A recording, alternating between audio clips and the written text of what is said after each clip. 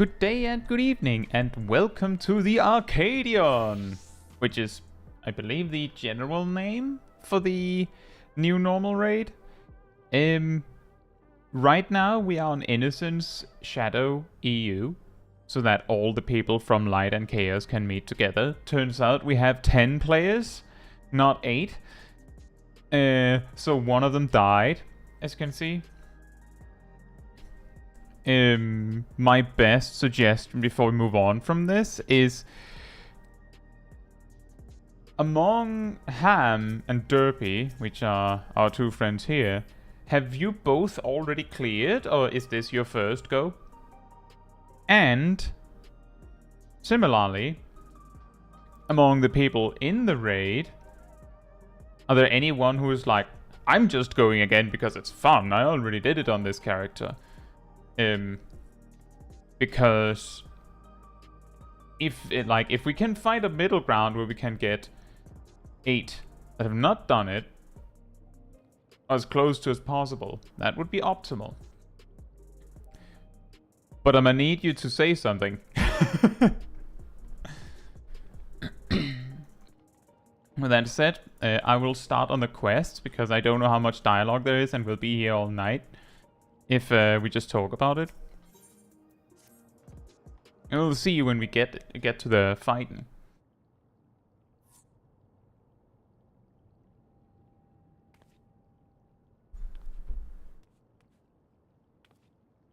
Also, hey Fatman, hey Zaf, hey Gazel, hey Giraheen, hey Aradil, hey Brontom, hey Ogni, hey Jake, hey Korox, hey Zanite, hey Siren, hey Han, hey Seras, hey Derpy, and hey Matthew. Hope you're all doing very well.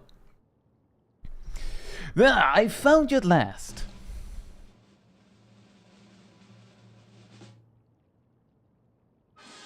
You, my good man, were born to be a star. I know.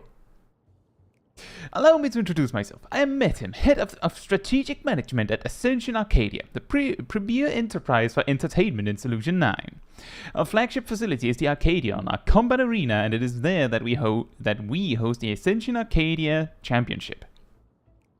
It is the pinnacle for fighters in Alexandria, and I want you to be among them. Do I get a regulator, or do I have to have one? As you may have heard, circumstances forced us to close the arena's doors for a time, but the time is right to reopen them. Her Majesty's tragic passing has left our citizens disconsolate by providing them with gripping entertainment. It is our hope to help them to forget their cares for a while. If we are to accomplish that, however, it will not do to show them what they have seen countless times before. No, they need something new. Someone new. And who better than she, who not only protected our citizens from the king's army, but struck down the king himself? That was you, yes? So it was. And so, for your strength and valor, the president of the Federation has marked you to be the Arcadians' next great star.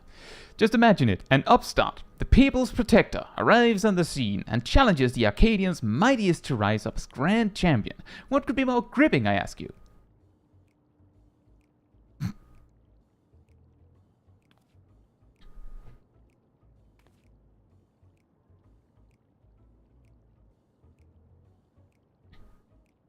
For your part, you will naturally be well compensated. The finest equipment Solution 9 has to offer awaits you after each and every victory. Except you have to collect tokens every week over this fun minigame. I dare say this has you enticed, but you needn't make up your mind right away. If you're keen to test your strength and win rich rewards, then come to the Arcadian at the end of this avenue. The attendant will show you in. With that, I bid you farewell for now. I shall look forward to a favorable response. And now we met him.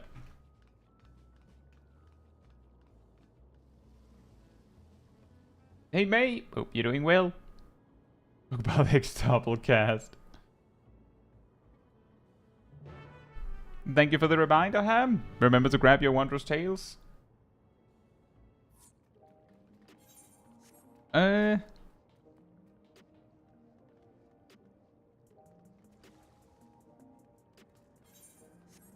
What do I do now? I got out of the cutscene. From what I can tell, Ham is the one that has not done them. The question is whether we actually will have 2 tanks like that. I guess we... Oh, we actually do have a balanced team. Excellent. Hey, anime freaks. Hope you're doing well.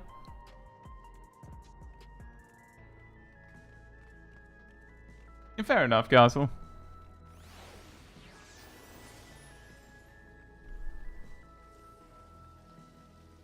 As I always say, and I do mean it, I wish I could bring all 10 of you. Or all 9 of you, I suppose. Ah, Caetsu! Master Medem has been expecting you. If you would follow me, I'll take you to him. Thank you, Derby.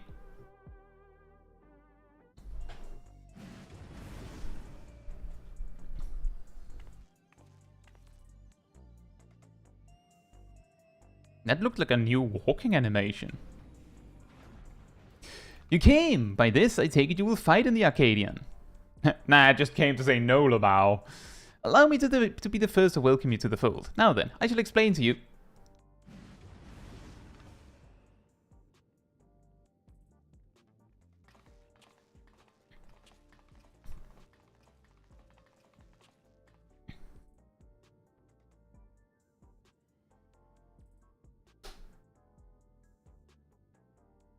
Are you going to say that you thought I'd be taller? You look like you've got some fight in you, I suppose. Still, you can only be so strong without being a soul shifter. You wouldn't last long against any of us. Well, aren't you just a treat? I look forward to meeting you on stage. You're a puny candle before my roaring flame. Make it to me and I'll blast you out of the ring.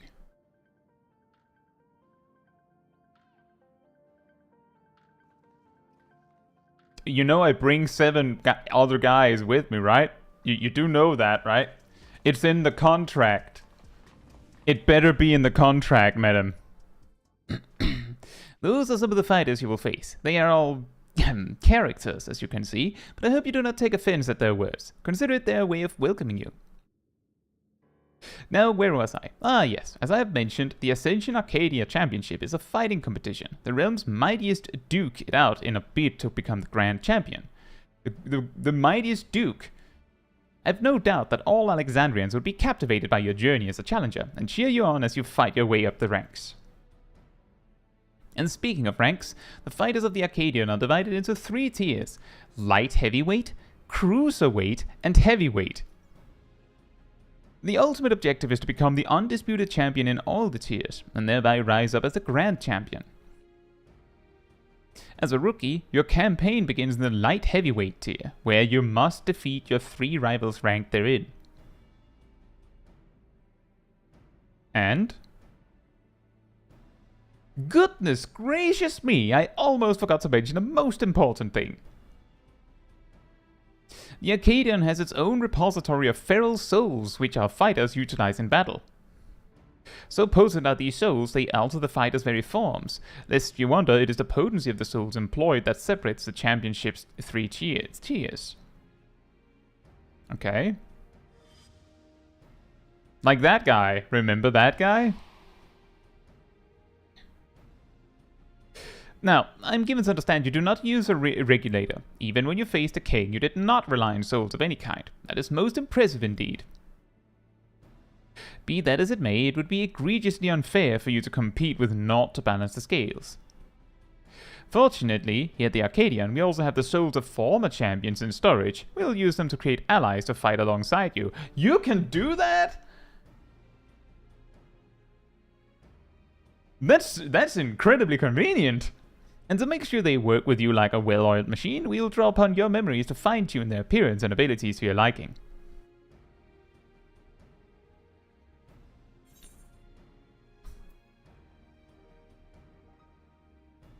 Like the arcane manifestations of Kulul Jaja.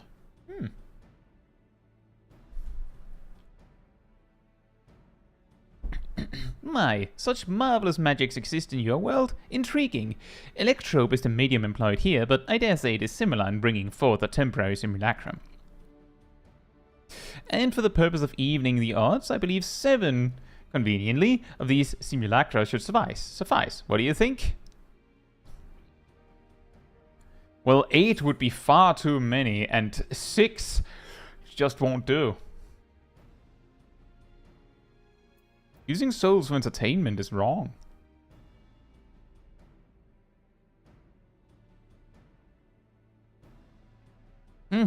I had expected that you might harbor reservations about the use of souls. Those who hail from outside the barrier often do.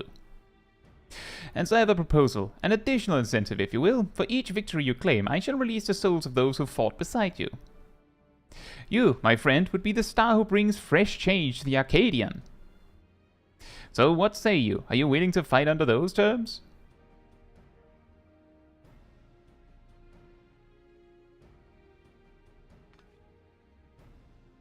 Excellent. Now, I would tell you more about the Arcadian, but let us save it for after your first bout. After all, it'd be pointless if you end up losing straight away.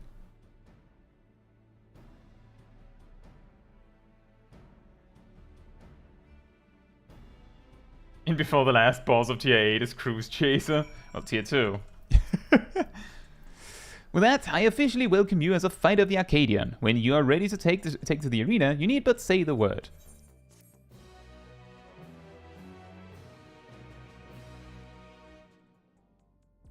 By completing the matches in the Ascension Arcadia Championship, you may earn valuable artifacts. These can be exchanged for equipment by speaking with FFXIV in Solution 9. You're ready then? Excellent. Rest assured I'll be here to guide you in the beginning. Only in the beginning? Before we actually enter, I just want to check if I can see the actual gear I can exchange for, so I know what to get tokens for. Now, I shall introduce your first opponent. Pray look at the monitor. Thank you, Jonathan. Hope you're having a good day as well.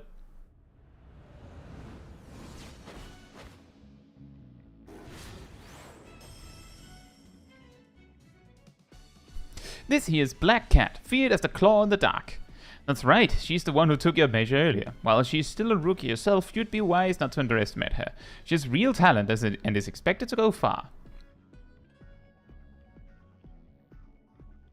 Her feral soul is a Cathpaluk, a terrible feline said to have pushed a legendary hero to his limits.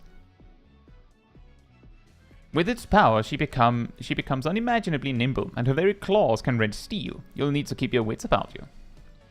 A cat girl, your worst enemy. Also, hey Sansu, hope you're doing well. Now, you should know that the ring is uniquely configured to complement the fighting style of your foes. This is in order to provide the audience with a spectacle. After all, we're first and foremost in the business of entertaining. On a similar note, I should mention that I'm also the commentator for matches. Leave it to me to squeeze every drop of excitement out of your fight. Now then, you have had best see to your preparations. May you emerge victorious in your debut.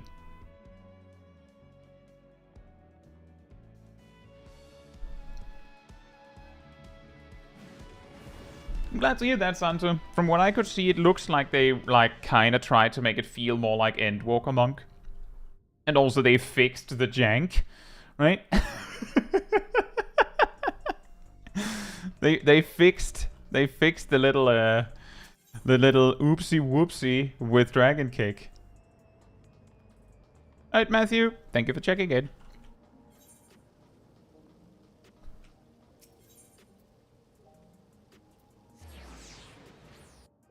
Oh yeah, there was also a lot of potency buffs, including AoE buffs. Imagine if you got mad about getting free buffs, am I right? Wouldn't that be weird? I can't see the things yet, it seems. Isn't it this vendor? Isn't it supposed to be this one? Oh, that one, thank you. Everyone's just there with like flags and just everything to could direct me, and I'm just like, oh, what's over here? That crowd over, that's not for me. What's over here?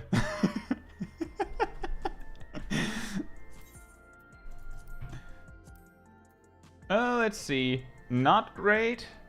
Bad, I think. Very good. I should go for gloves. Pants. Boots. Out of these, It looks like hat and gloves. Hat and gloves. Exactly, Dora the Explorer vision. Where's the raid vendor? Can you see the raid vendor? Is it this one? Yeah, hat and gloves. Right. We have a balanced team. Hey, Philippe, hope you're doing well. And like this. I'll do a ready check.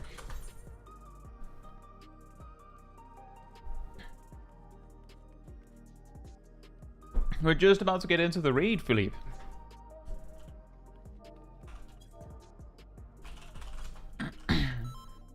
They really want all the aiming jobs to have skill speed now, yeah.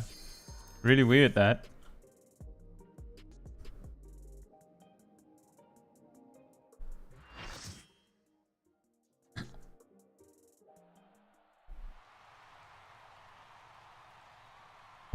Well, Viper's probably one of the jobs that wouldn't mind. It's just like, whatever.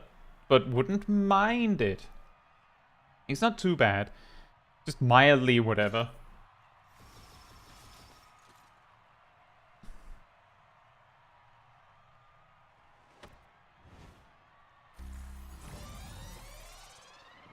No, Brontome. Aiming does not want. It's just that there's a ton of skill speed on the gear for whatever reason.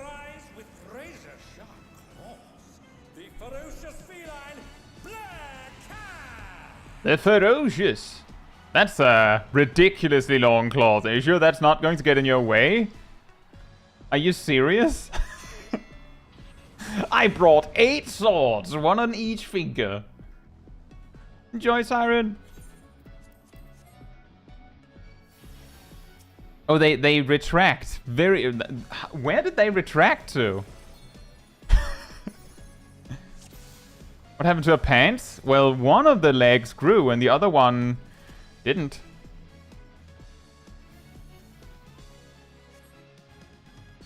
Can we do a test of arena barrier?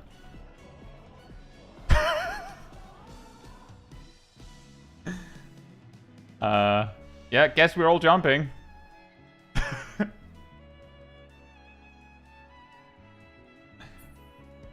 Please, everyone, jump.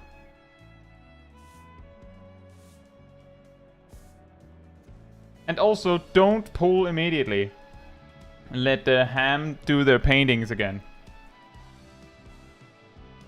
Now we know.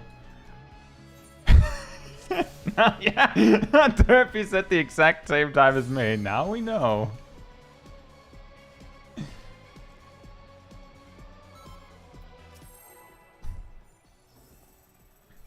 Ooh, the dancer-friendly pull timer.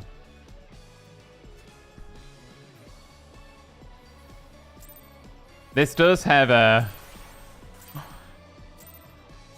What's it? Sword and shield? Our challenger's first opponent, Black Cat. Can they hold their own against our feline ferocity? A raid wide? Anyone surprised? Yep, I hope not. I sharpened these just for you. Right room cleave, I'm guessing? And then left?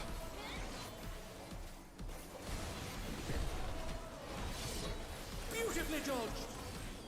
Same? Just opposite? Okay.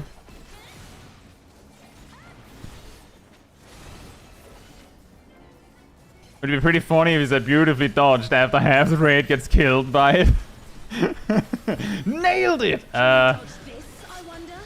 I don't know. What does this mean? Oh. Ah, right. I didn't see there was one pointed right at me. Try this.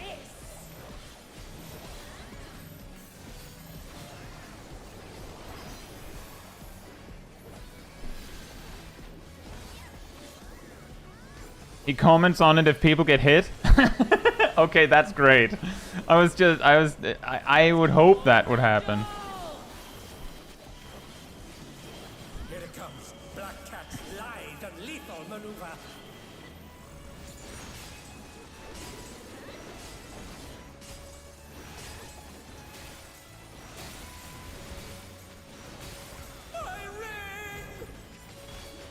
My ring! Why am I tanking? Please bear with us while we repair the ring. I wasn't expecting the part where the ring would actually break.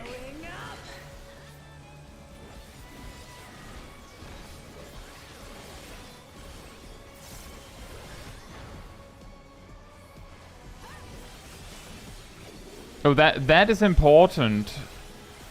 That he only repairs some parts of the ring.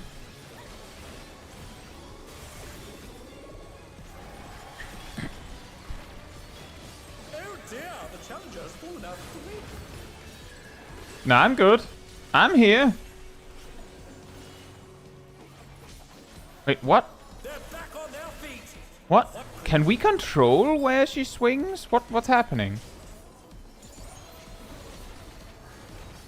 Looked like she was like pointing in various directions.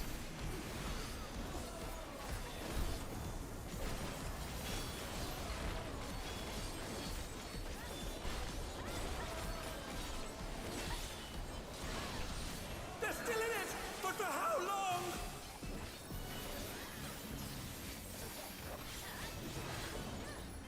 I'll gut you like a cod. Oh, you can control where you land when you get kicked up?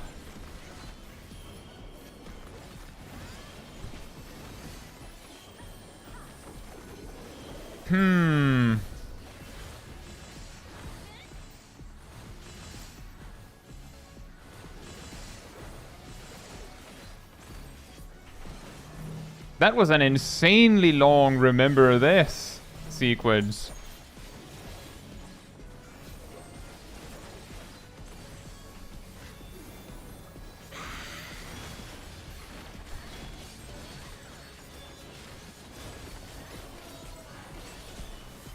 You're mincemeat. Oh, she's moving.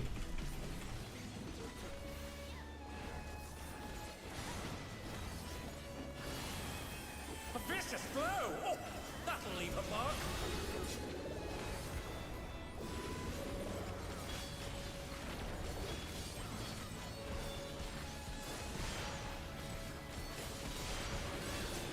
Even I felt that one. Oh, but the challenger's still standing. I love this commentator. That's the best part. That's amazingly good. That's the best idea for Raid. It's just straight up a boss battle. Like it's just a boss battle and we have a commentator. We'll make it make sense.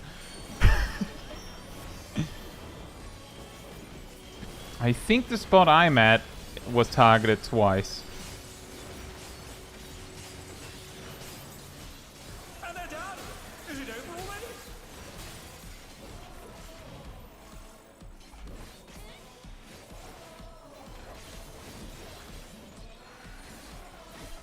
To me, echo of my soul.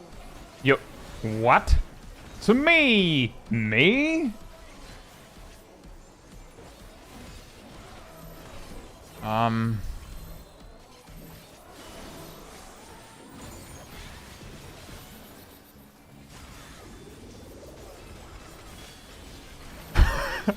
Oh dear. Oh dear. Oh dear.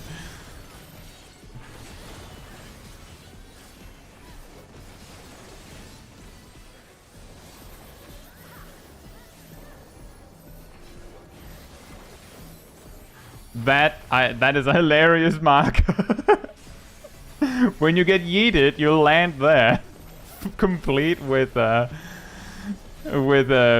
your body flailing into the air.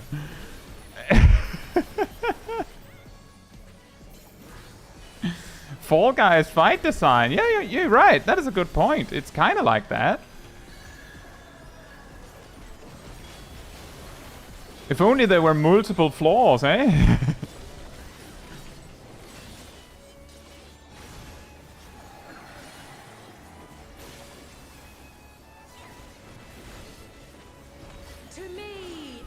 of my soul.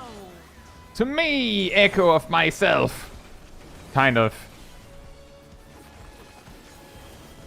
I summon myself in face-up attack position. Excuse me?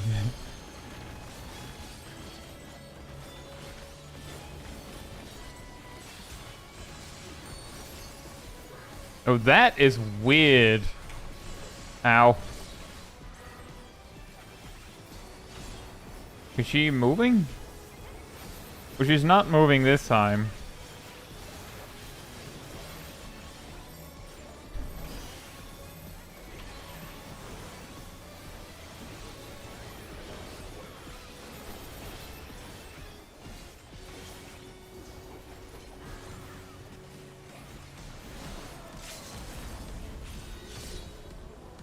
I hope I'll get rescued to safety.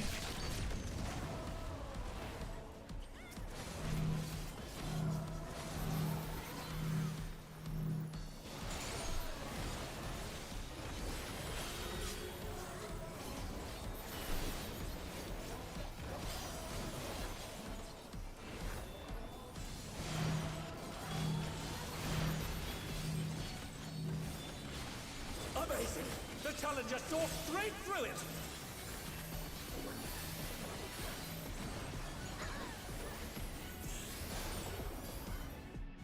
Ta-da! That's a good fight.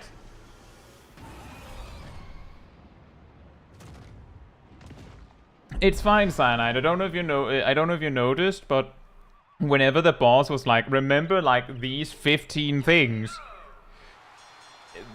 there was like. Match is decided! Victory goes to the challenger! There's a bunch of safe spots, and like for instance with like the dashes and circle AoEs, there was like a corner that was safe every time. So like the only reason you would care to like memorize all of it is just to see where's the It's safe all spot. over. Until next time.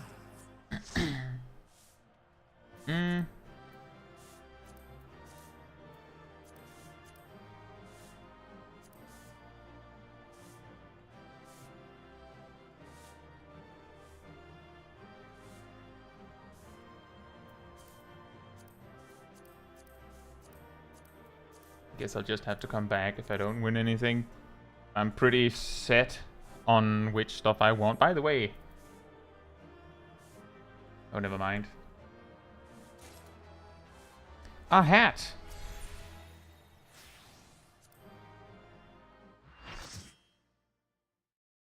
And the music is great. I feel like since the final trial of Endwalker, they figured out, wait, we can just make music that sounds like a boss battle in a Pokemon game, and people will love it. I noticed that the theme for the Vanguard dungeon also kind of sounds like that. Like, this could be a like a boss battle in Pokemon or something. Bravo, bravo! You were simply magnificent out there. The President's eye for talent is keen as ever. So now that you have your first victory under your belt, I shall tell you more about the Arcadian. The championship traces its roots to a time in Alexandria long before the coming of the Turali people. It was very difficult in the beginning, though, with matches pitting recreated simulacra against each other.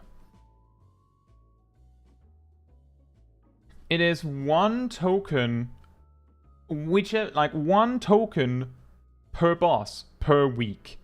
So if you don't win anything, you can just go in again until you win something. It's different in Savage. Very important. In Savage, you have one loot opportunity per boss per week. So if you kill the Savage boss and you don't win anything, too bad. You don't, like, if you go in again, you won't be able to roll on loot, and you will actually not even count as a person in the raid for how much loot will appear. But on normal, you get one token per boss per week, and you choose which one. If you don't win it, you just fight the boss again and roll on only the tokens you want until you get it. So you can make sure you get it if you have enough time.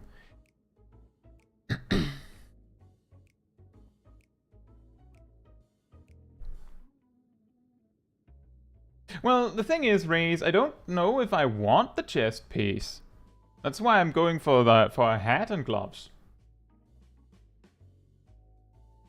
I believe the chest piece doesn't have crit on it, so not a big fan of that.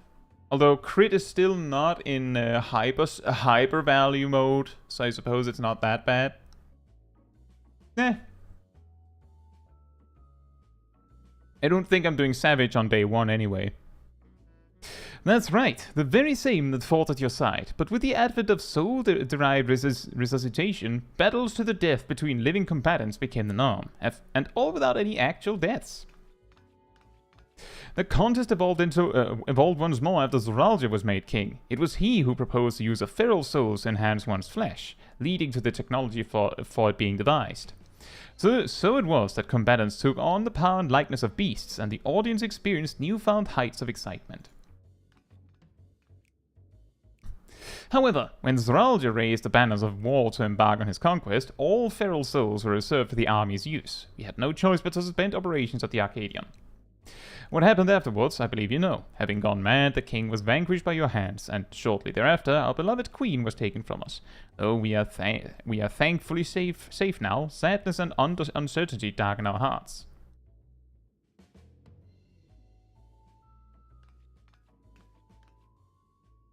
Some may think it in poor taste to resume the championship now of all times, but it is now most of all that the people need cheering up, and as I mentioned when first we spoke, we wish to help them forget their cares. Did you see how the audience roared when you, the upstart challenger, triumphed over our rising rookie? You have captured their imaginations, and I hope you will continue to do so. That would actually be an interesting plot twist, Raze. If Beastmaster is actually like, here's your weapon, and they just hand you a regulator. I can't believe I lost to someone who wasn't even using a feral soul. What are you? Damn it all, I can't leave things like this. Say, would you mind if I watched you for a while? Don't worry, I don't have any hard feelings. I'm just curious, that's all, about what you could do. I'll be on TV, you know. Be my guest.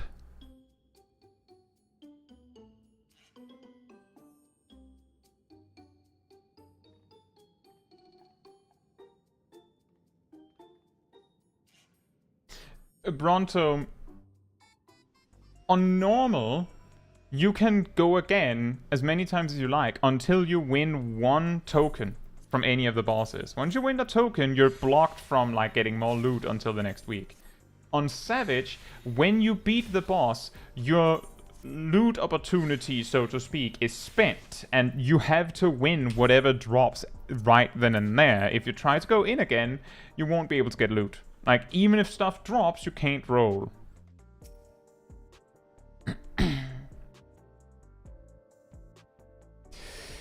As fickle as a feline, that one, but I do hope you won't hold it against her. Deep down, she has a good heart. Whatever. Although unexpected company has appeared, let us focus on the match ahead.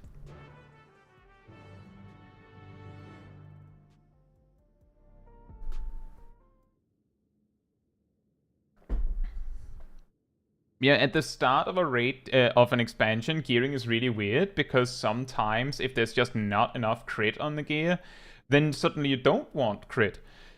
But if there is enough crit on the gear, then you really want crit. Take 4 weeks to get chest piece? What do you mean, Cyanide? Each of the 4 bosses drop tokens. There's 4 bosses, there's 4 opportunities, so if you just need on the chest piece token every time, because I'm pretty sure all 4 can drop chest piece tokens. Allow me to introduce your next opponent.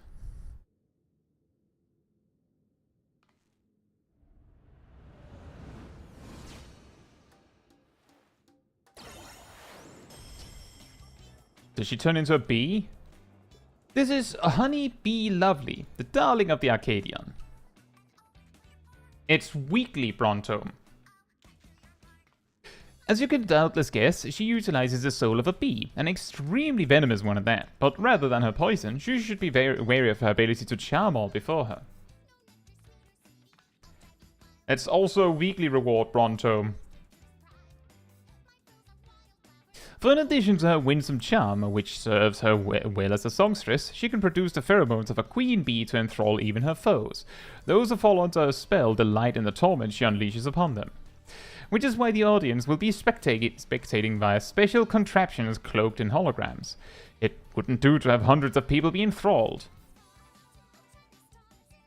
In short, there's nothing lovely about her. Despite what she might claim, you're in for a bad time. That may be so, but I have faith that you will prevail. Now, sally forth and show us your mettle. How does she stack up against the queen bee from Yulmore? Yeah, the fourth boss will, in addition to the token, always on your first clear each week drop a token that you'll need a certain number of to get the item to buy weapons for the weekly tomestones. But that's also weekly.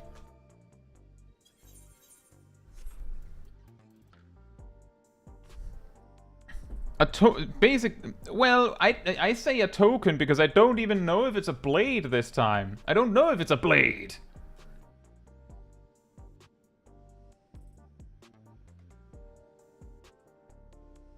You need 7, then the alliance raid comes up, then they change it to 4. So basically, if you just hold them until they change it to 4, when the alliance raid comes up, like 4 months from now, then you can buy more weapons if that's what you want. But they always start at 7 and then they like reduce it to 4 later.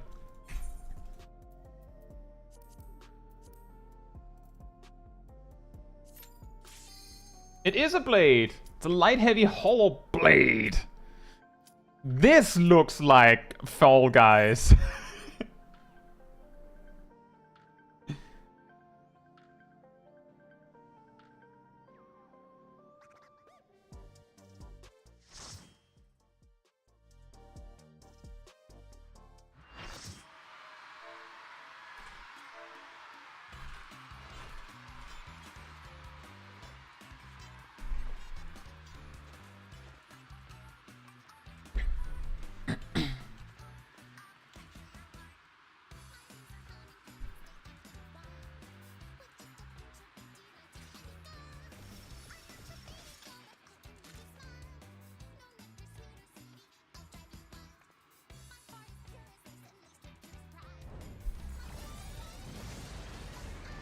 Makes sense that her theme has vocals. The abnormal but deadly. Sweet but poisonous. Honey, be lovely. Well, she looks more human. Say Nox, hope you're doing well, and Chloe. Ding ding. Oh, she has a staff.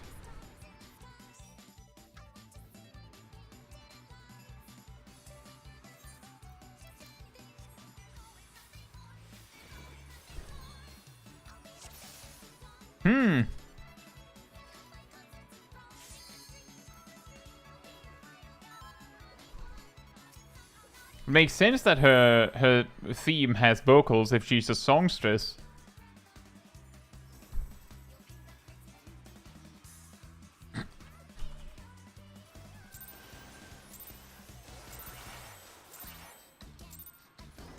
The Honeybee Lovely show has begun.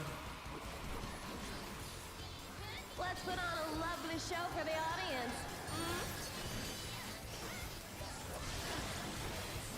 A raid wide, of course. Submit to your lovely queen. Donut AoE? Looks like the same one as in Storm's Crown. That'll leave a mark. That's the line AoE if it's same as Storm's Crown.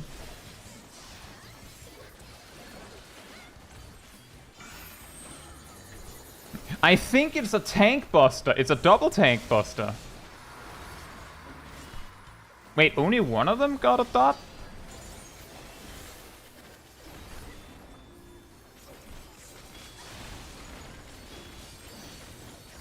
For some reason, I'm expecting something more to happen when the donut AoE comes.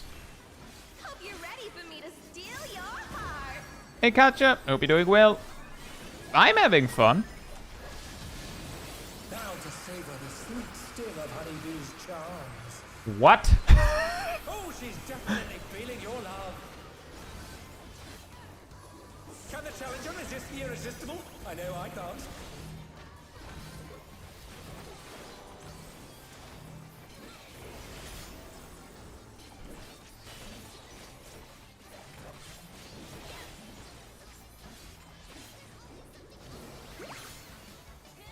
I don't know what that means. Are we going to die?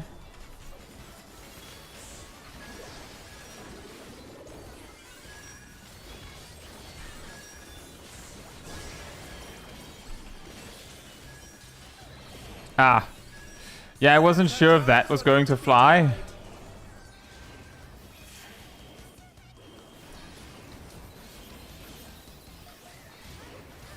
Well, now I know what it does. That's good at least. You don't die, you just get stun locked for a while, so try not to get yourself stun locked somewhere where you're going to die. She'll drain your wallet. Just look at your money and it just disappears slightly every time she gets you.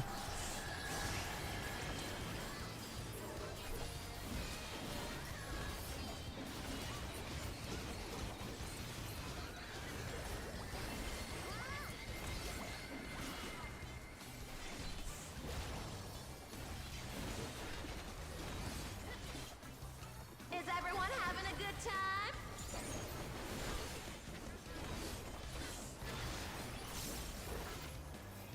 Now we're back to not that. More tank busters.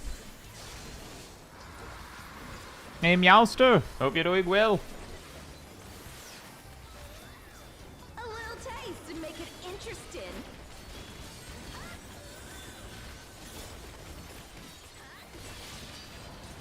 What does that mean?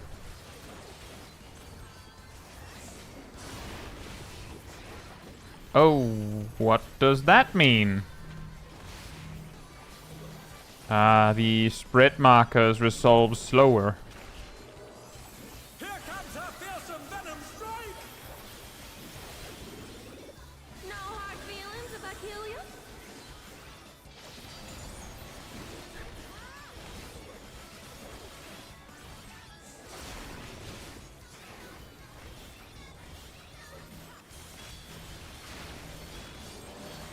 I have a stack marker. Ow. What? Oh, you kidding me? Oh, it gives poison resistance significantly reduced. So if you get hit by one thing, don't get hit by another. You will probably die. What's this? Honeybee's changed her routine. I had a feeling it would be something like that.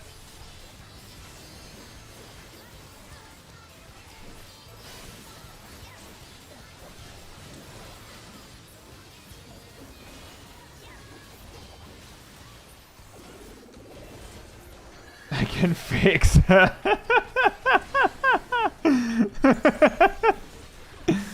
Ooh, what a delightful battle this is!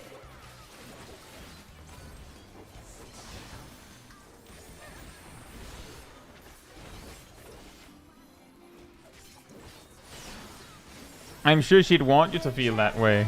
Started! Oh no, this again. She switched to love position. What?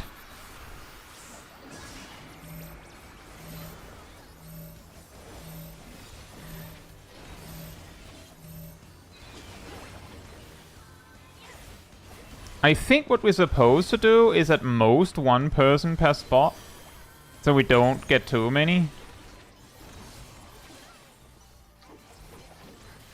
They finally solved the problem of everyone just, like, whatever, stacking in like, pillar soaks. Just make it so you get punished for overstacking. Oh. I just got hit immediately. Ah. I was too close when the mechanic started, I think.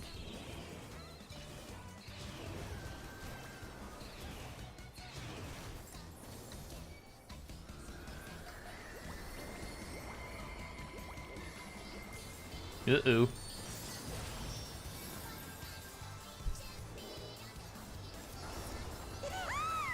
Your support means the world to me, everyone. Oh, Pokemon Stadium commentator energy? Absolutely. Hearts of damage over time too? Well, I think it's a mix. I'm pretty sure what's really causing that effect is that I get stuck, so I can't move, and then I'm standing next to a spot where she's like, you know, the classic near thing where it shoots out a bunch of orbs, and because I'm stuck, I can't dodge them, so I just quickly die, and it looks like a dot. I think that's what happened. Ow.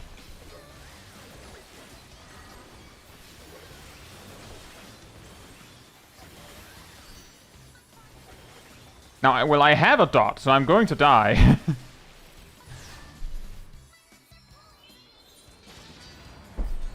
Got shoved out into the outer ring, and apparently that does like 38k per tick. What a clash! Neither side is willing to yield. That's absolutely Pokemon Stadium energy. Hey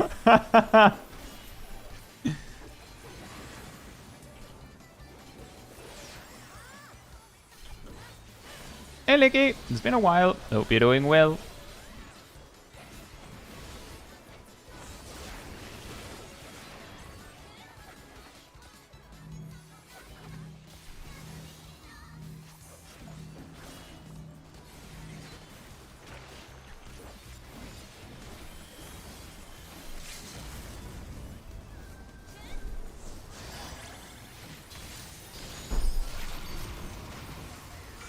Hey, was that? It was. Looks like someone isn't holding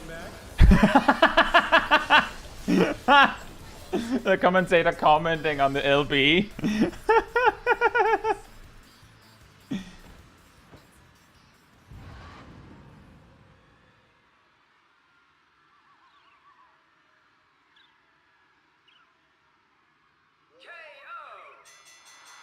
It's the ref bot. Is decided. Victory goes to the challenger.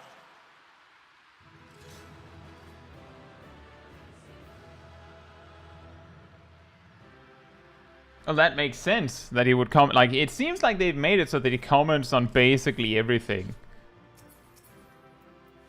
It's all over. Until next time. It's all ogre.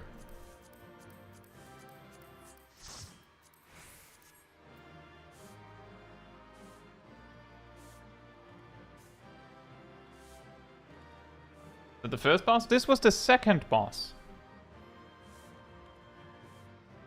I also now realize why people quickly started calling it M1234. It's like the developers put the name for the duty in its name. Like the shorthand is right there.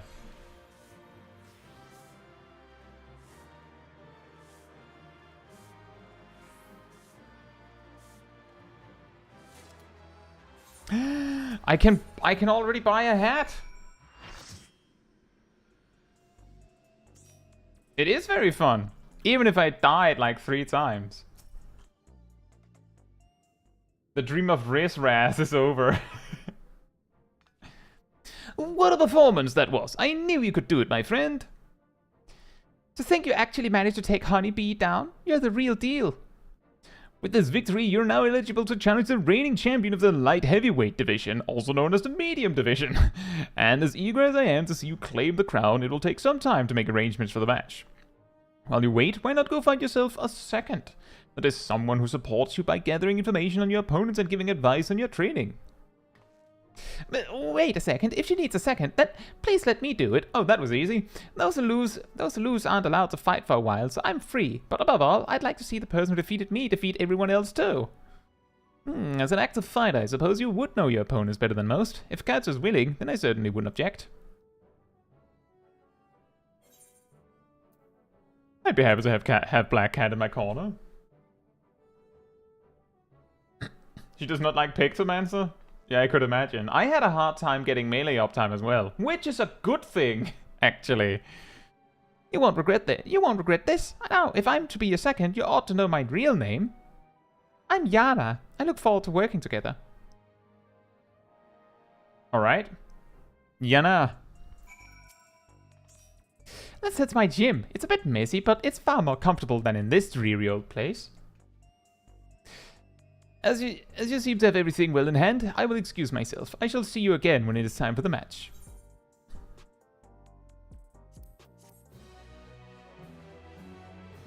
Yeah, but what I mean by that's a good thing that there's I'm gonna get this lizard girl a hat.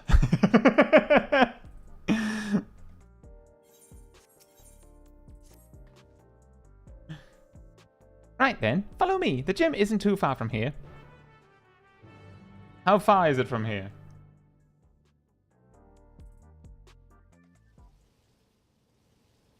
Yeah, what I mean by it's a good thing that there is, like, problems in melee uptime is that means that the hitboxes aren't too big. Hey, aren't you Caetsu the fighter who doesn't use a regulator? And it's a weirdly weird title. To not only fight, but win without using a feral soul. You're absolutely amazing. I'll be cheering for you from now on. I was so inspired when I saw you in the ring. You're the hero who protected us from the soldiers. I've been your biggest fan ever since. You'll win your next match too. I just know it.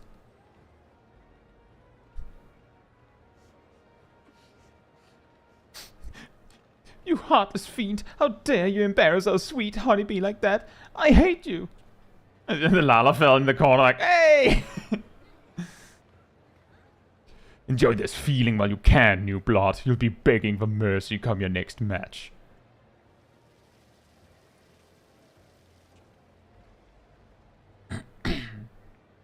My, the fans are quite riled up today. I understand the need to let out their frustrations, but I wish they could find more productive ways to use that energy. But do excuse me, I'm something of a storyteller, and I have a keen interest in seeing how this championship unfolds. When you have a moment, I would love to ask you a few questions. Wait, you're a Black Cat! What are you doing? Keeping company with the lass who just beat you? That's probably why you lost. You don't have any pride. I'd much rather watch your sister fight. Nobody put on a show like Wicked Thunder. Rude. This is never ending. Let's get out of here.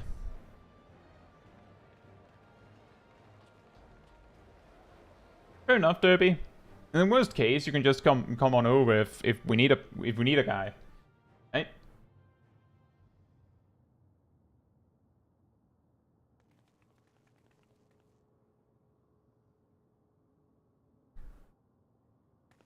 Looks like we managed to slip away. Come on, the gym's just over here.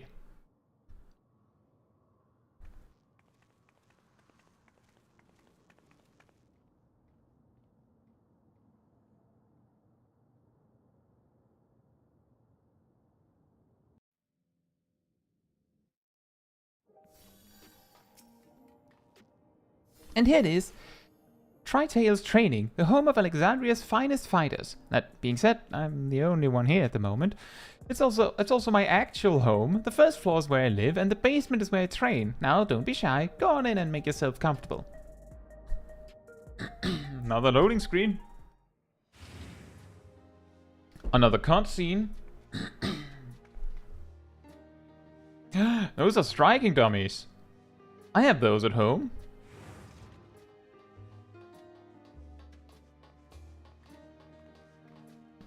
And this is Wicked Thunder. It's a pleasure to meet you, miss. My name is Niuni. Thank you very much for looking after my sister. Yes, I looked after her. Thanking her for knocking me out, are you? Anyway, as you may have pieced together, I have two sisters, and though they're gone now, our parents were originally from Tyrol. I happened to be in Yassolani when the dome appeared and ended up trapped. Yeah, they took up work as hunters, but they were also opposed to regulators and never wore them, and one day they went out and never came back.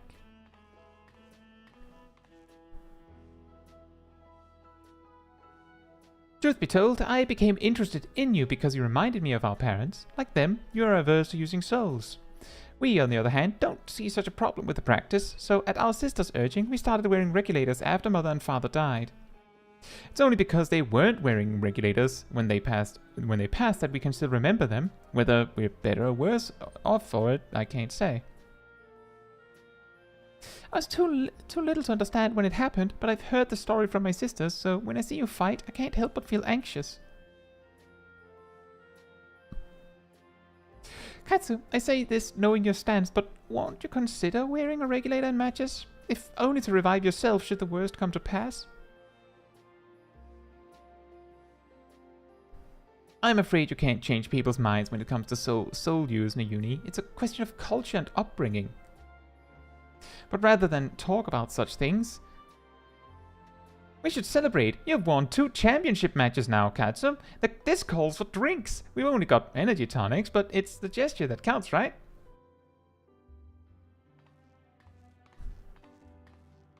Imagine if they died in the fight. Imagine. Imagine. You're celebrating even though you lost? That mega smug face, by the way.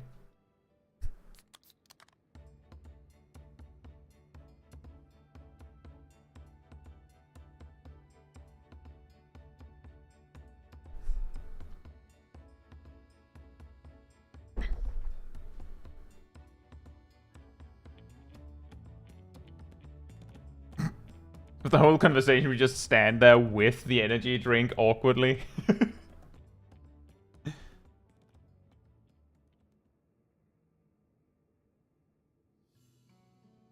So, after what that delightful fan said outside earlier, I imagine you're curious about my sister. Her name's Eutrope, and she rose to be a top contender in the heavyweight division. She became a fighter's look after me and Nayuni first and foremost, but it turned out she was great at it. Hardly surprising, I suppose. She always excelled at anything she set her mind on. She was a natural at combat, and on top of that, she mastered how to wield Electrope. Hold on, I've just the thing. Do you now?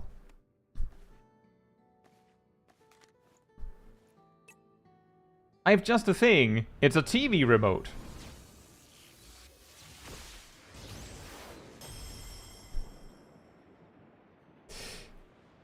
Wicked Thunder was her ring name. She harnessed the Levensteed's soul in conjunction with Electrope and could shapeshift to adapt to her enemies in battle.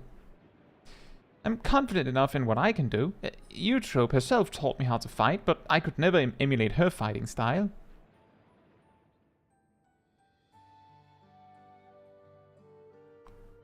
The thing is, she just disappeared one day without saying a word to us. She was so close to being immortalized, too. Nani? Right, you wouldn't know. All Arcadian fighters retire young. Feral soul transfiguration is just too much of a burden on the body. Those who fight to the age of 20, That's very young. are immortalized in the Ascension Arcadia Hall of Fame. This comes with the privilege of moving to the luxury residences on Everkeep's upper level, where they can live out their days in comfort. Eutrope threw all of that away when she vanished. I just can't wrap my head around why. 20. Well, that's enough reminiscing for now. It can't be long now before your next match, so let's head back to the Arcadian. Exactly, Chloe. I'm like, well, I'm pretty sure a lot of players identify their character as older than 20. Good luck, Caetsu, and please be careful.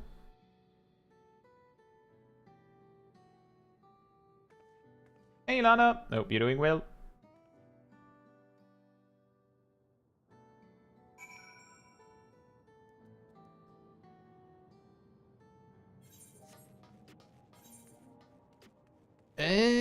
Why am I so far away from an ether shard? Huh? I want my hat.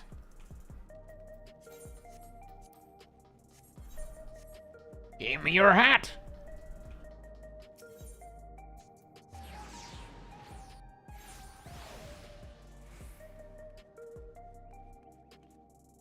The quest for hat continues.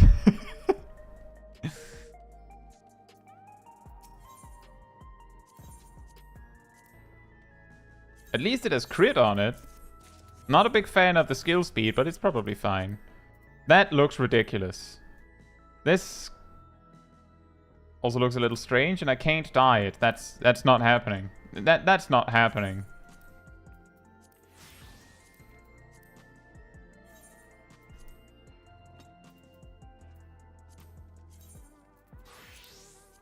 Can I dye this? I can! Well, we could do this then.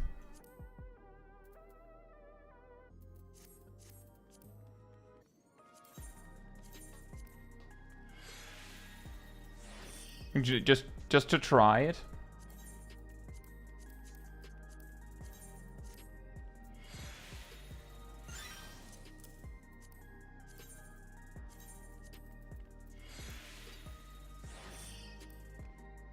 There you go. Now I have a hat. Hat get.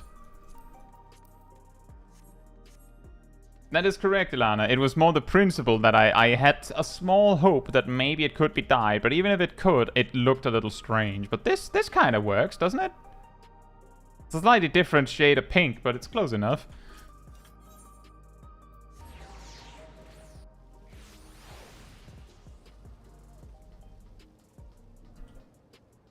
Because it isn't touching the rest of the outfit, it's like if you're not too close, it can just look like it's the light.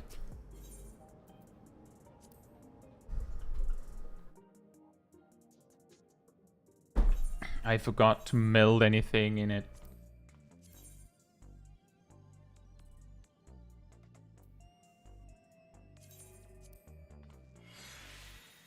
And yeah, I can also wear glasses on top.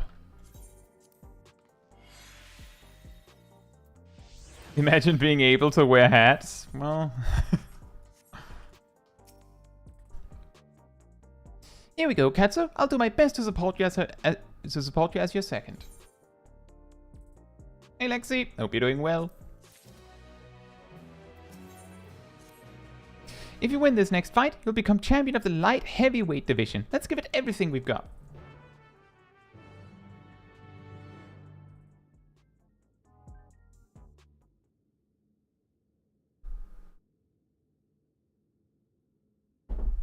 Right, let's take a look at your opponent.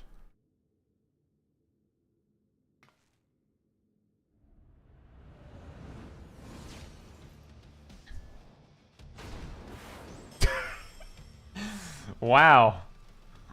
Smile for the camera, am I right? That there, I regret to say, is the reigning light heavyweight champion, Brute Bomber.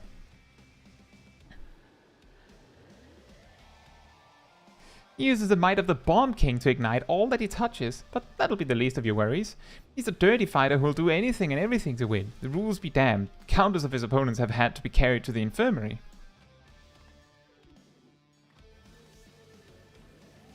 But you'll be fine, I'm sure of it. If you bested me, you can best the Brute Bomber too. Now go and blast that loathsome lout out of his own ring, and come back here the new champion.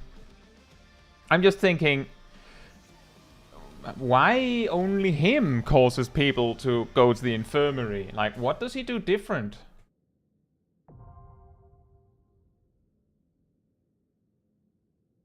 Seems like a calm and reasonable person, yeah. He looks fine.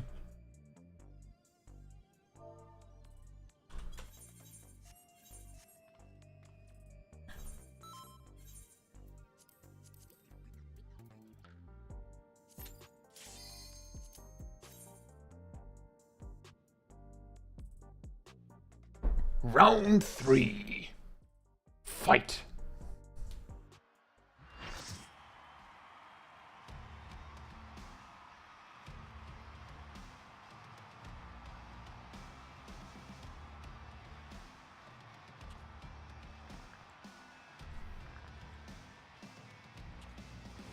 You okay with that shoulder, buddy?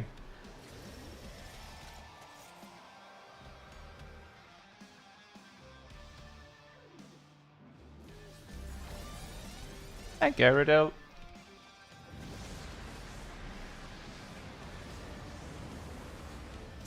he explodes in the ring once more. The man you love to hate with a fiery passion, the Brute Bomber! That looks ridiculous.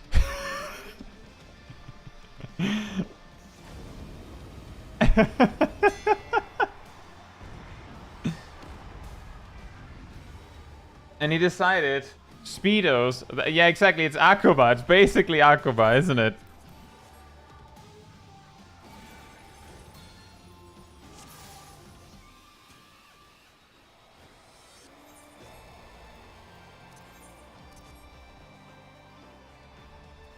Why do we have so much arena? That is an excellent question. Why do we have so much arena that is not even...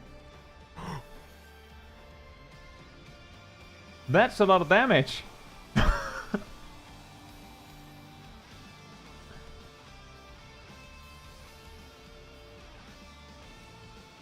Oh yeah, with that amount of damage, you could get a pre-made Dark Arts if you want. You just TBN and out in the soup.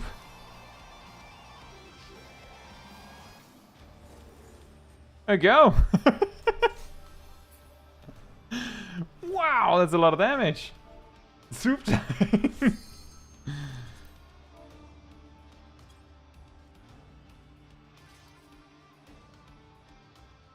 You know, that hat really works, doesn't it? Kinda works, at least.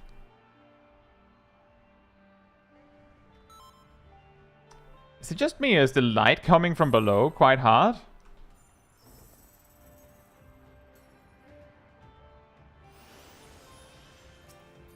I know, Licky, but now that we've seen it happen in the second extreme, people are looking for it in every arena.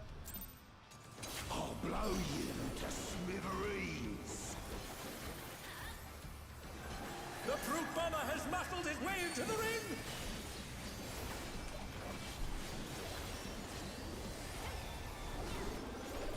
Brutal Impact, is that a raid wide?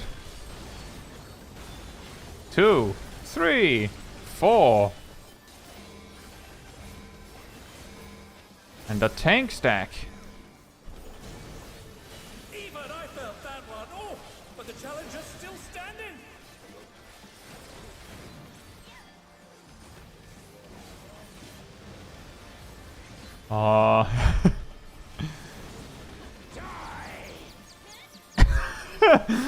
I was just like glancing over to Ham, painting a pretty, like a happy little tree, and then just boom, dead. Uh-oh.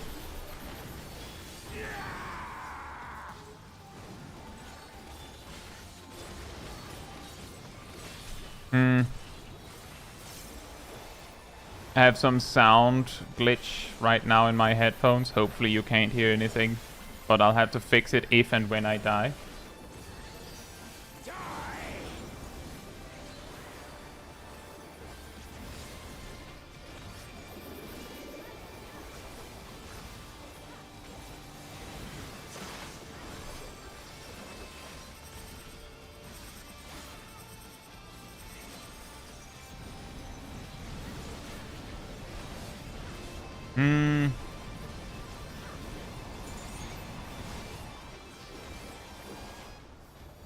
You should know that I have a short fuse.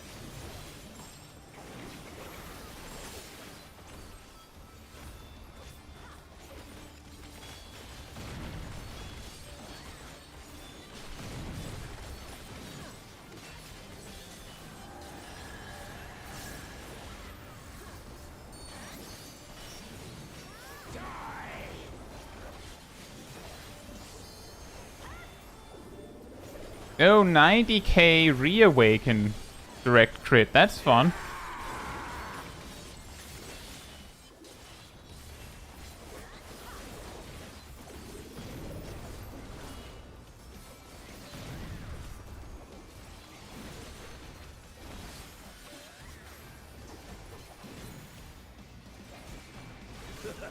Don't mind me. Throat's a bit parched.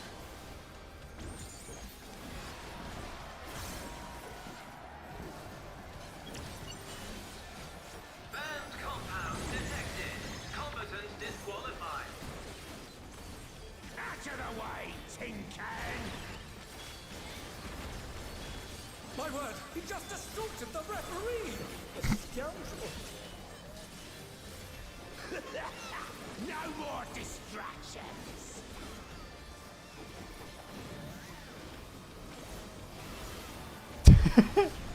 I suppose that is a way to cheat. Just punch the referee when they call you out on it. A vicious blow! Oh, that'll leave a mark!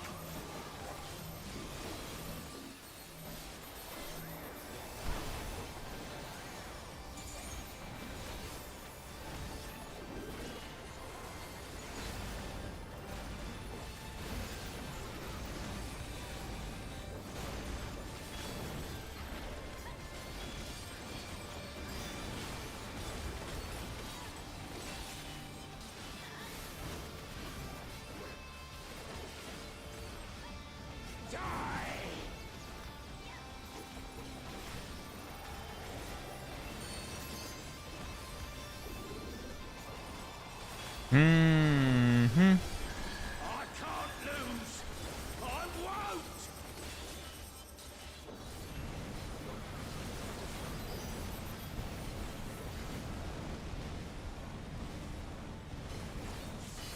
Takes weirdly long.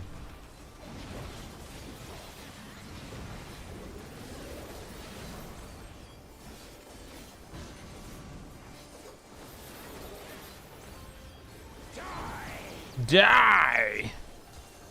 It takes weirdly long for those telegraphs to resolve. So I spent way too long waiting for them to land, only for them to not.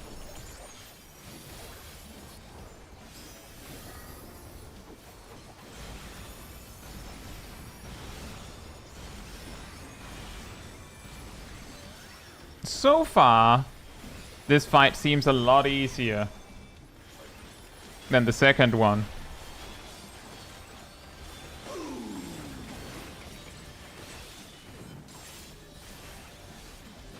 Oh, now we're doing both.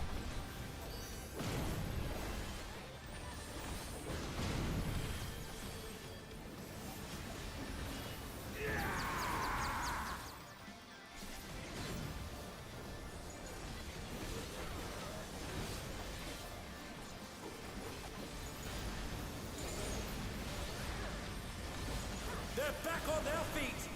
What grit?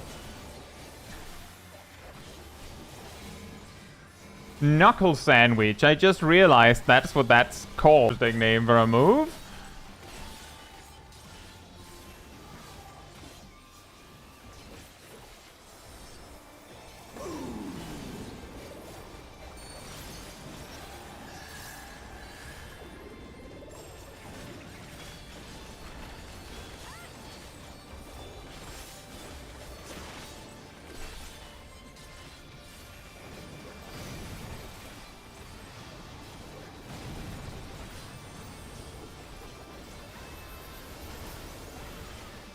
Oh my! The challenger went down hard.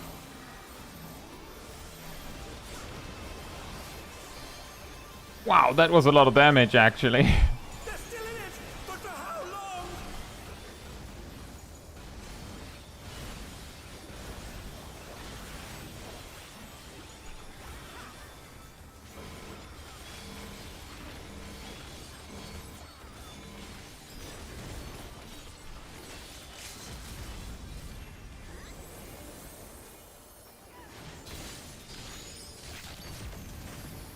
What power!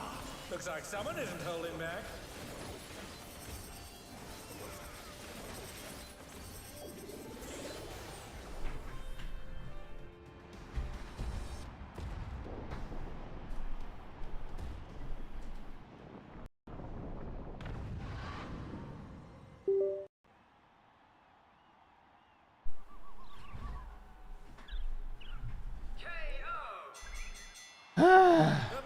Sorry, I hope you couldn't hear that. I hope you couldn't hear that. For like 80% of that fight, I had a constant like sound in my headphones. I hope you couldn't hear that. Normally I would have been able to fix it in the middle of the fight. But I've discovered that if I do that, then it has that, you might have seen previously, where like sometimes my sound will just, like my voice will be like every so often. So I had to fix it a different way, which requires me to unplug and replug my Focusrite. Which is difficult to do while fighting Mr. Man, right? It looks like I have to fight Mr. Man again, by the way. 'Cause I don't want any of these things. Let me just write a note about that. I'm glad that you couldn't hear anything. But yeah, it's related to the amp, that is true. I'm not sure what I can do to make it stop doing that. But the fix I've usually used led to you having a worse experience, so it's not going to do that. So my judgment is that fight was easier, at least for me, because I didn't have huge issues despite that.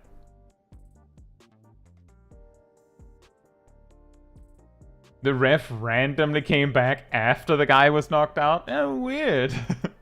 Weirdly convenient. Anyway, that's that, and this is this. Still a fun fight. You did it! You really did it! Even though you beat me, I'm absolutely over the moon for you. It's truly astonishing what you can do without a feral soul. With this, you're now the light heavyweight champion. Congratulations, Caetsu! Now, there's going to be a ceremony to officially crown you champion. All and sundry will be watching, so make sure you wear something you won't regret.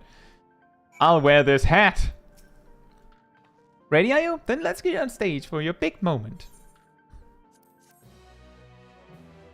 Give me your hat!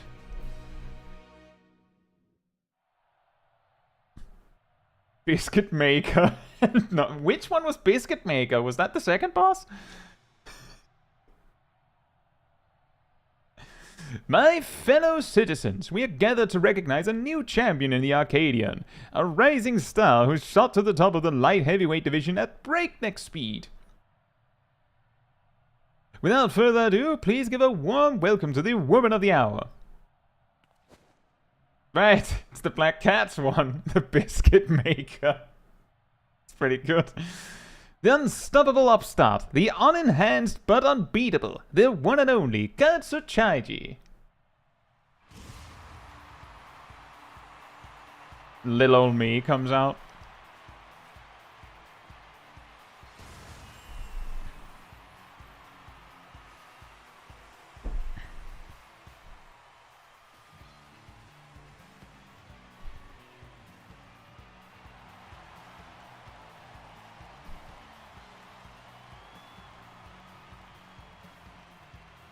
Why is a Black Cat's arena the arena we do this on? Hold it right there. Is it Mr. Cheaty Pants? Your victory was a farce and I refuse to accept it because I cheated. So we have to rematch because I cheated.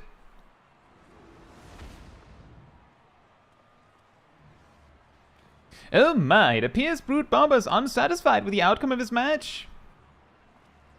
You fought with 8 of you. How's that fair? Let's settle this one-on-one. Just you and me.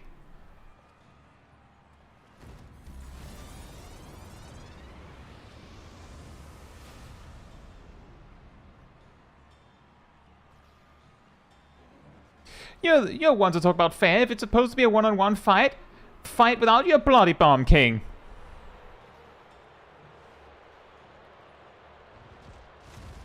Shut your mouths! I made the rules here! No, you don't actually.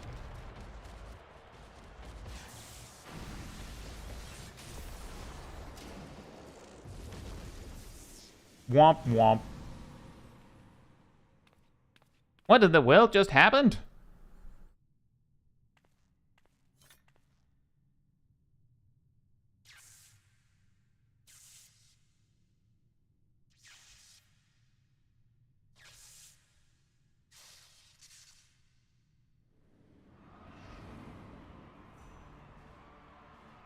What a shocking turn of events! Eutrope. I don't believe it! Wicked Thunder, the heavyweight fighter who suddenly vanished, has returned!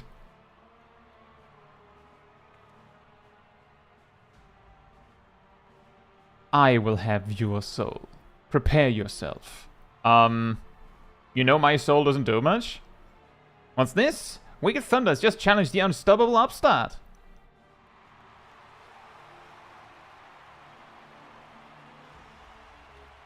Alas, as much as I wish to bear witness to their clash, Wicked Thunder's license was revoked upon her disappearance. I am unable to sanction such a match.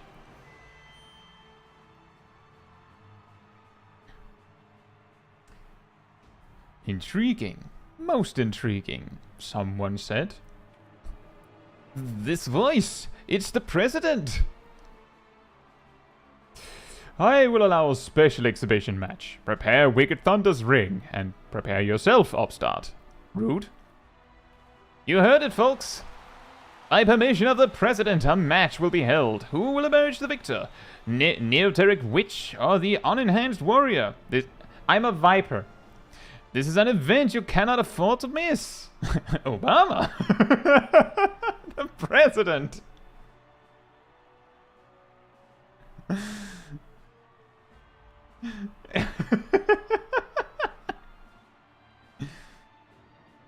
Why would she want my soul?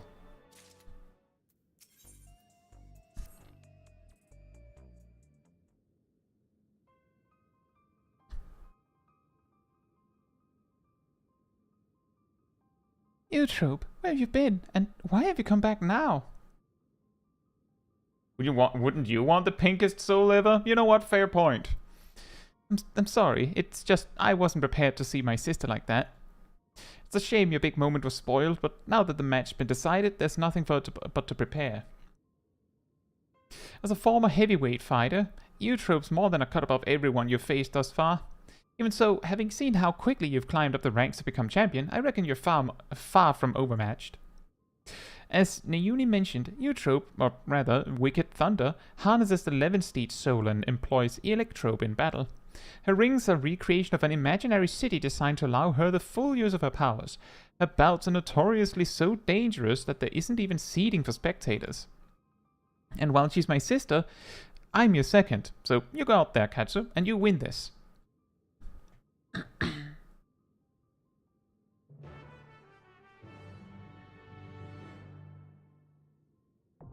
Match time! That was quick.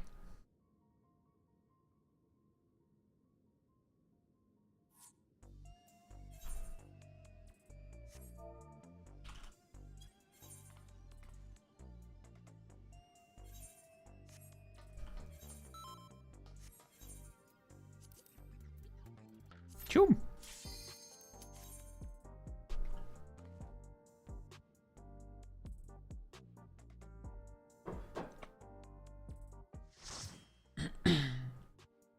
That's a good thing, Derpy, because you might have incentive to do this one for longer than the rest due to the blades that it drops.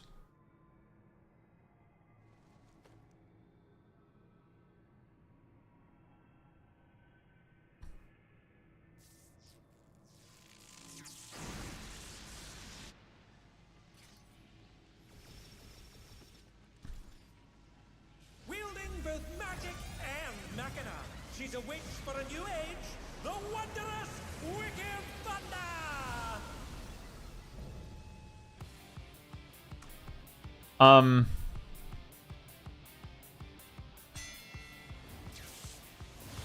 Are you sure you shouldn't wear pants with that, at least? It's Ixion, oh yeah. It's Kirin from Monster Hunter.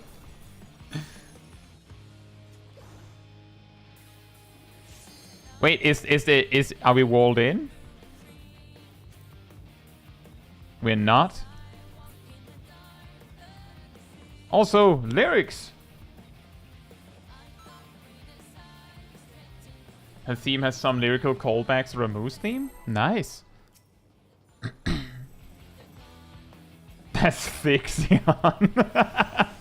Well then. This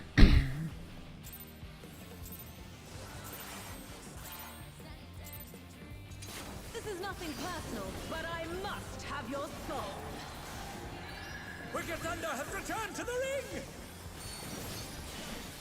I'm pretty sure that's not how it works, by the way, Wicked Thunder. I'm pretty sure. Can't just come and claim my soul like that.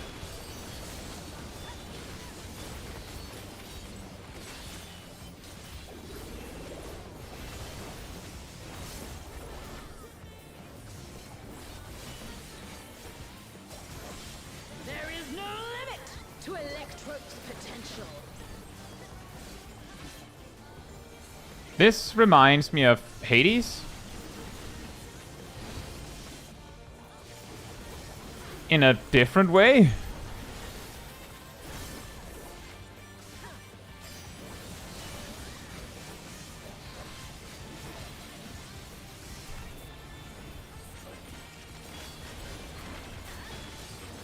Why is she shooting northward with those attacks?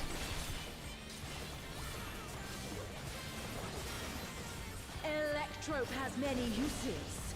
Watch and learn. Oh, look at that massive cannon. Her skills are as sharp as ever. Ow. Ow. Ow. Ow. Ow. Whoops. Yeah. Yeah, whoops.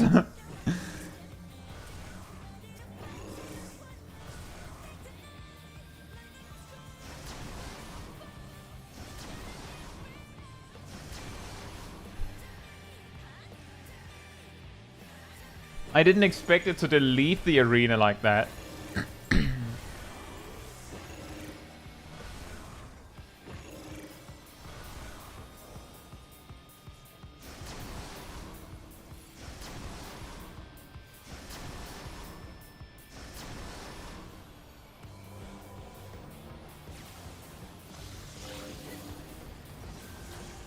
Take this!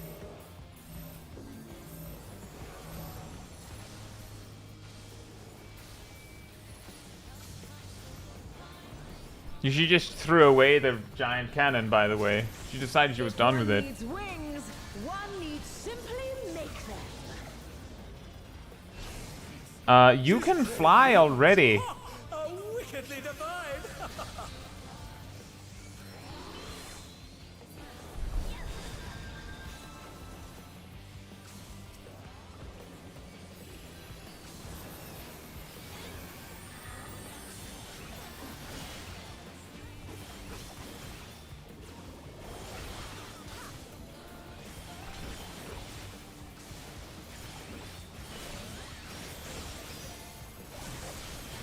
Whoops.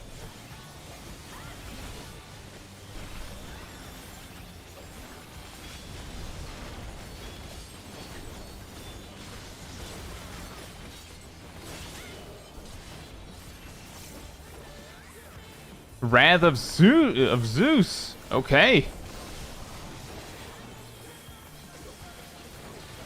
Do you know him?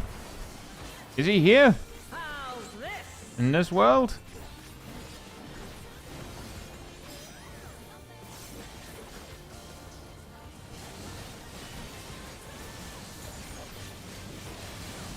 Oh, that's weirdly confusing. And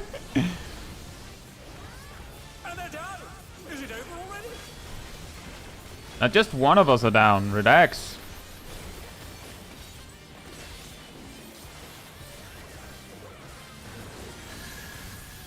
They're still in it! But for how long?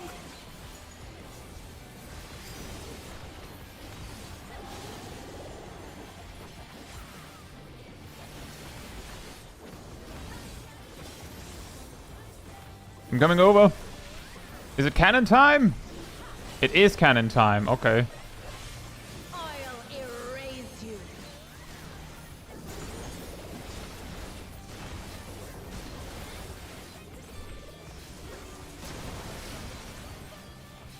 Can you come over?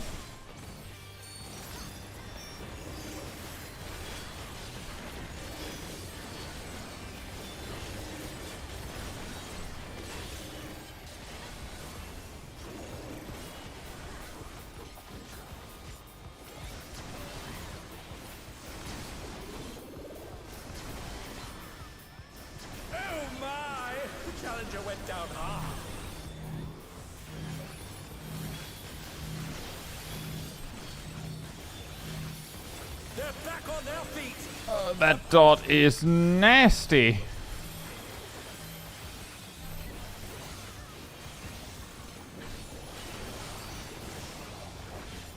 I had to use both of my healing options just to stay afloat, and then I still needed healer assistance.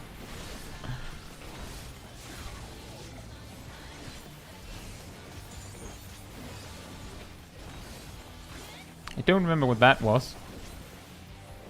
Oh, that. Wait, nope, I still don't know. I was dead when this happened.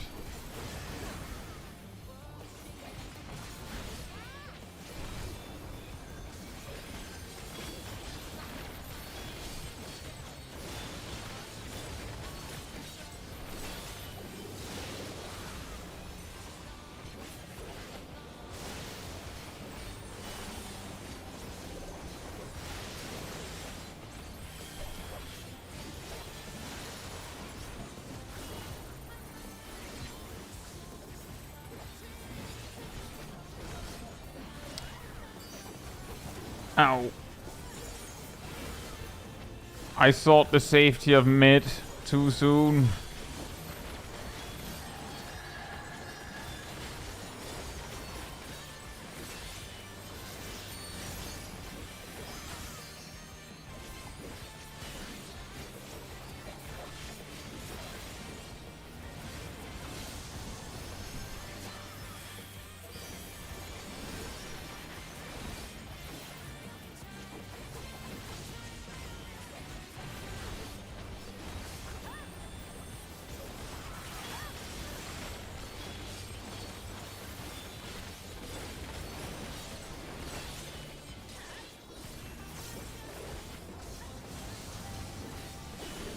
Oh, this again. Ooh. A fake out at the end.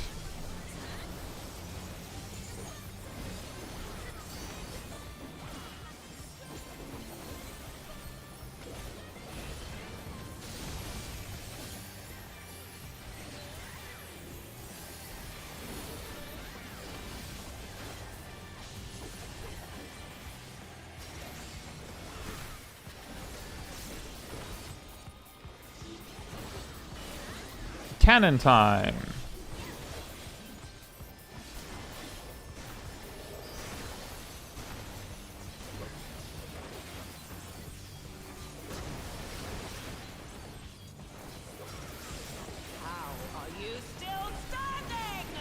Excellent question. I'm asking myself the exact same.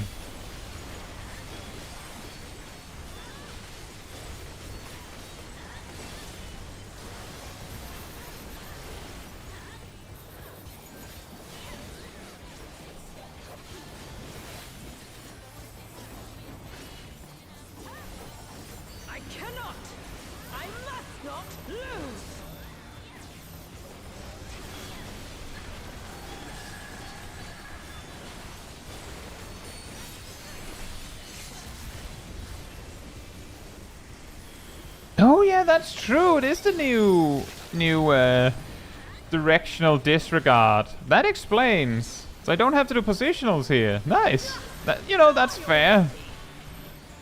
Would be pretty unfair if she's like completely blocking off her backside while doing this.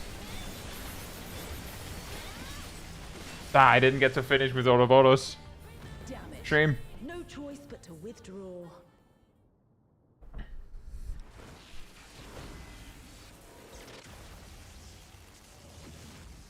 In a shocking turn of events, Wicked Thunder has fled the ring! Our unstoppable upstart is victorious!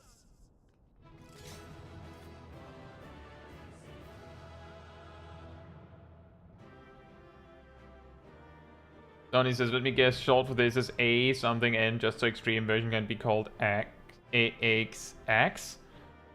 No, Donnie, because this will not be extreme, this will be savage. And I'm pretty sure people have already decided that it's called M.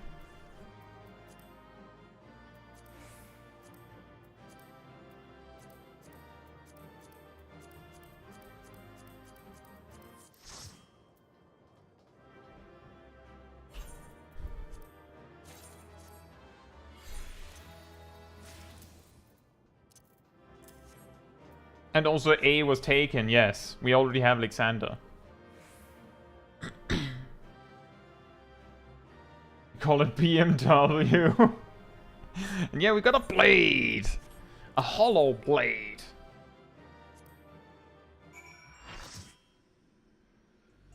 Who won the pet? A minion?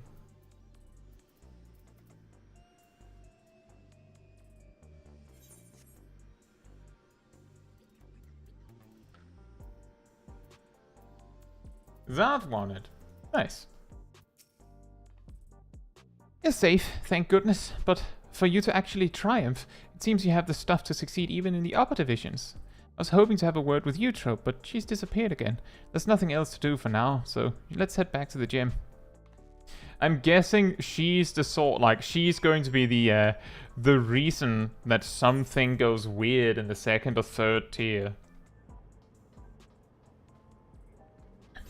But yeah, exactly. That means that the fight we just did is probably going to be called M4. Which means that it'll probably be M4S.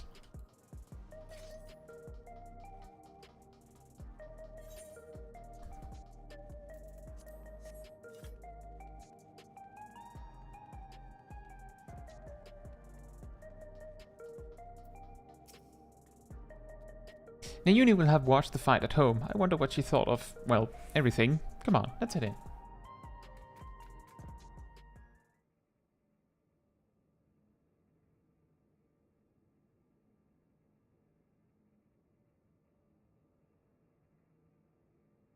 I'm relieved you're unharmed, Caetsu, but what a shock it was to see Eutrope again, and in that manner. I don't quite understand what you mean, Donnie.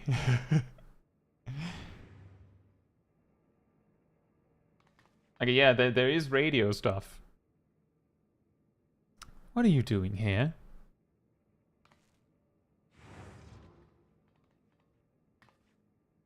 Well, no matter. I'm not here to fight you, but to talk to my sisters. Good, because we have a mountain of questions for you. Why did you disappear without a word? What exactly have you been doing all this time?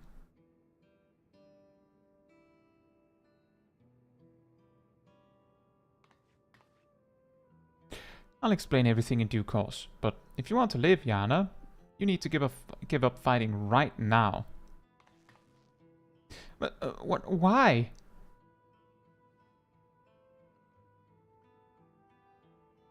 Because if you repeatedly transfigure your flesh with a feral soul, you'll eventually develop psychonecrosis, an irreversible disease where your own soul degrades.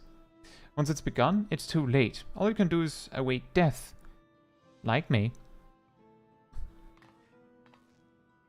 And that's why they retire at 20. This can't be true. I knew there were risks, but isn't that why fighters are immortalized? So we can get out before it's too late? Yana, have you ever met one of the immortalized? The life of comfort promised at retirement is just a lie woven to exploit us and cover up our deaths. But I remember them all. How can that be if they're dead? Rather than to new homes, the fighters are taken to a secret facility. There, their regulators are removed, and they are kept in confinement until they die. Without their regulators fitted, Everkeep's systems have no way of detecting their death, nor of preserving their memory. I had noticed changes to my body, and so decided to seek the counsel of the immortalized, and when I snuck into the president's office to ascertain their whereabouts, I discovered the sordid truth.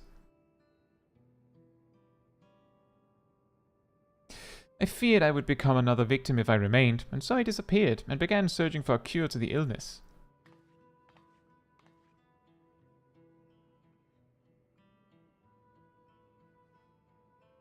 Alright, Caetsu, enjoy your evening.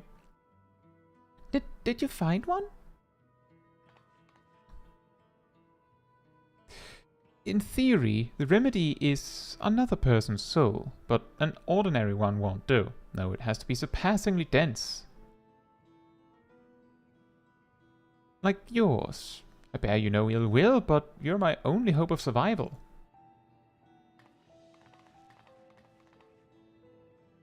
Rather than ambush you in the city and cause a disturbance, I challenged you in the ring, certain I would claim my prize. I knew the president wouldn't pass by the opportunity for a thrilling match, but I had become weaker than I'd realized. That's the only reason we're having this conversation now. Yeah, of course. Yeah, I would have beaten you, but I was not in shape. That's the reason. Next time, I will have your soul. Wait, you trope. Even if it's to save yourself, you can't just take the soul of another. It isn't right. That's easy for you to say. You don't live with the knowledge that every single moment your soul is being eaten away. Still though, you don't, like, the argument still stands.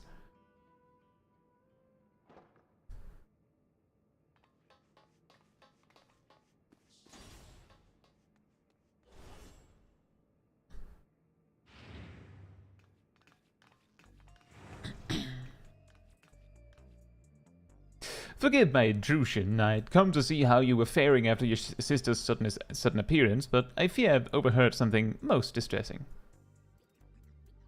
So you didn't know either, despite your position in Ascension Arcadia? Had I known, I assure you I would not commentate with such enthusiasm. It was in the belief that our fighters were safe that I enjoyed my work. There's only one thing to do. We make the truth public and stop the fights. I don't want anyone else to suffer. Oh no, that is the worst thing we could possibly do. The president shows no mercy to those who get in his way. So we kill the president. We kill that guy.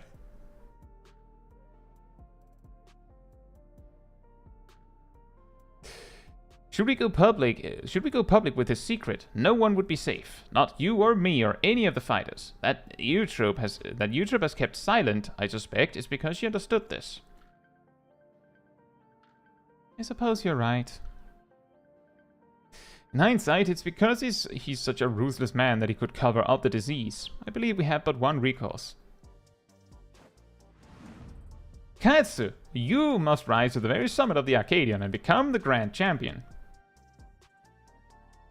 You see, the Grand Champion is granted access to all the souls in our repository. While it wouldn't be the intended purpose of this privilege, you would be at liberty to release them. By thus getting rid of all feral souls left, the fighters would no longer be at risk. With the skill you've displayed thus far, I have faith that you can do it. You can count on me. Good, good. Now, it would garner suspicion if I linger too long, so I shall take my leave, if you'll excuse me. Shouldn't we ask a certain Numo about this? That would actually be a good idea.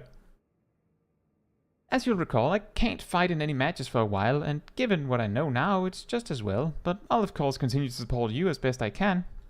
At the same time, Niuni and I'll undertake our own search for a cure for psychonecrosis. There has to be a way to save our sister without sacrificing you, or anyone else for that matter.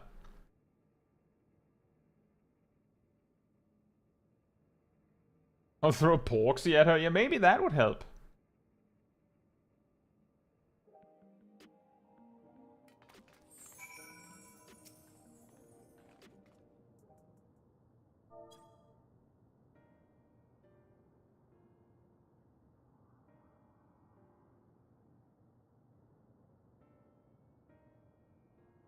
To be honest, I'm still trying to wrap my head around everything. Put on a brave face for Niuni's sake, but the truth is I'm terrified. I'm really glad to have you with us in this.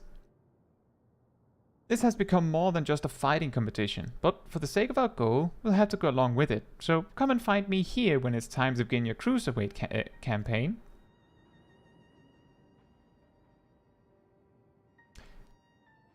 Someone from off-screen says, "Ah, there is our new light heavyweight champion. I've been most eager to talk to you, my friend."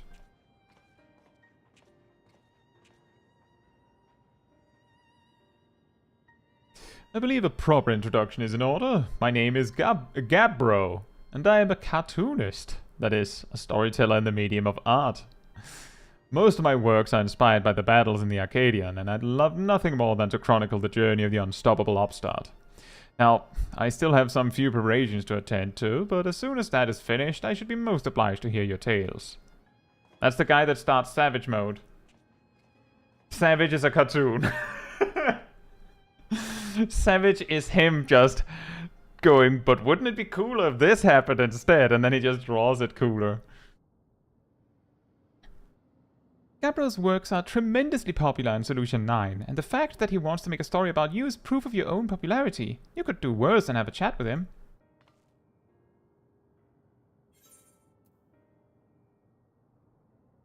Yeah.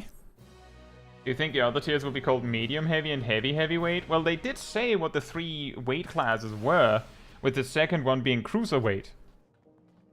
Yeah, we finally get to actually be anime.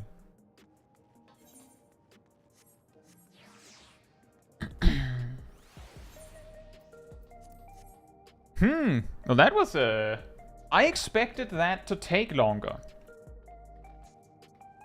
But there wasn't that much, like, dialogue and cutscenes between the matches. Would be funny if all additions from Savage would be in a weird cartoon art style. You know what, I would settle for if they have, like, this and the boss in, like, a cartoony art style as the Savage preview. Like, I'd settle for that. That would be really funny. Like just this, and then also, like, Black Cat in, like, a cartoony art style.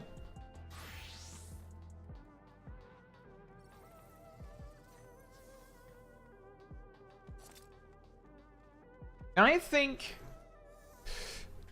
like, in terms of gimmicks, I think the first and the fourth fight had the most interesting ones. And then the third and then the second. But they all had interesting, like, unique mechanics in each their own right.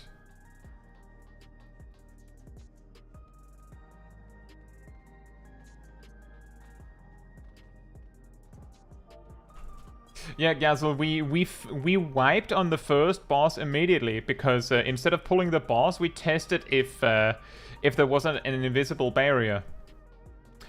There was not an invisible barrier.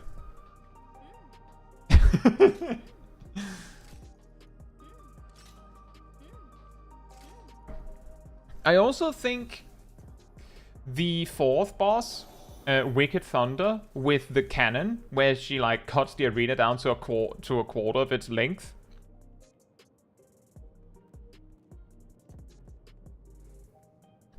I think that's like that reminded me of, is it E3?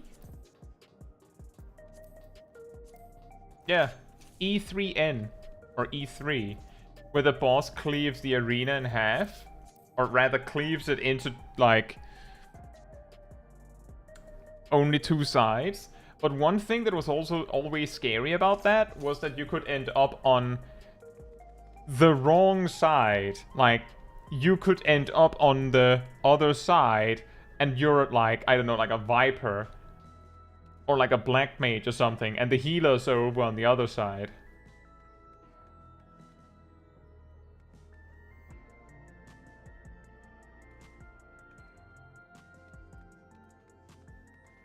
Yeah, P12 does it briefly as well. But yeah, Leviathan, E3.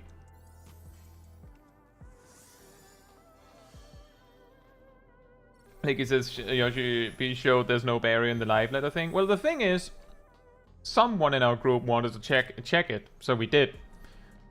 And if one person jumps off to check it, your options are either also jump or rest them, and now you have 2 minutes of weakness on someone. How often does a new raid drop? Yep, it's every other major patch, Carol, so this is what we have for 8 months, essentially. In 2 weeks, we'll get the Savage version. And in 4 months or so, we'll get an Alliance raid.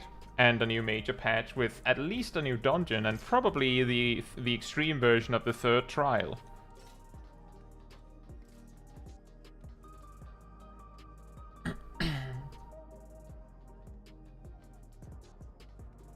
Is it already ultimate time in 7.1? Yeah, each raid tier is 2 major patches in length, which means that the next raid tier is 7.2, which is in 8 months, because each major patch like every 4 months. DSR was 6.1. Fair enough. Well, there you go. That also makes sense.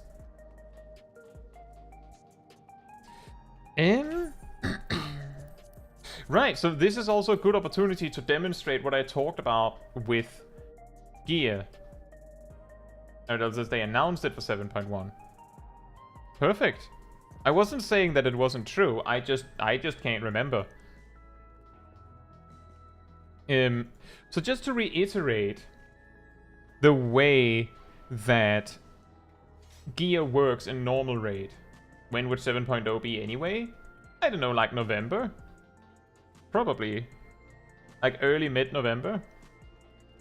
So as I said, at this moment, there's a weekly lockout on the normal raid tier. And that will stay basically until they say otherwise.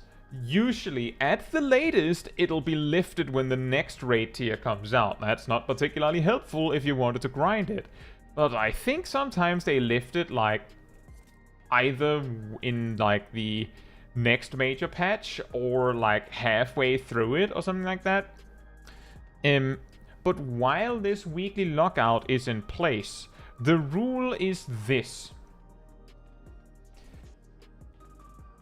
What is the item level of this set? 710. It's the same as the extreme drops right now. And it will also be the crafted set that will be available in 2 weeks when the Savage gear comes out. Or the Savage raid comes out. Will also be 710. And in 2 weeks, the weekly tombstone will also be reinstated. And that will be able to buy 720 gear. Savage will drop 730. And items to upgrade the tombstone gear to 730. And then when the Alliance raid comes out, the Alliance raid will drop 720 gear and items 1 per week to upgrade 1 tombstone piece to 730, but not weapons. And you will also be able to use these sacks of nuts to buy these upgrade materials at that point. The third extreme will presumably drop weapons that will be, I think, either 715 or 725. I can't remember how that aligns. Something like that. But that will also be in like 4 months. But yeah, the way that the gear drops work is each individual fight, as you can see here, didn't receive loot here, has its own lockout, own separate lockout. You go in, do the fight, loot drops. If you win a token, like something like this, then you have spent your weekly allowance. The final one also just hands you one of these that you will need a bunch of to buy a weapon later. That is one of those two. The other is the token that you chose. If the fight drops an Orchestrion roll or a minion or whatever, those are not in the weekly lockout, and you can need on those as you please. You can actually just farm them until you get the drop you want. In that regard. Like, you just repeatedly do M4 until you get the minion. I'm pretty sure the minion is guaranteed to drop as well. Is Savage similar to Heroic or Mythic if you compare to WoW? It's probably closer to Mythic than Heroic. But yeah. That's basically what it is, Carol.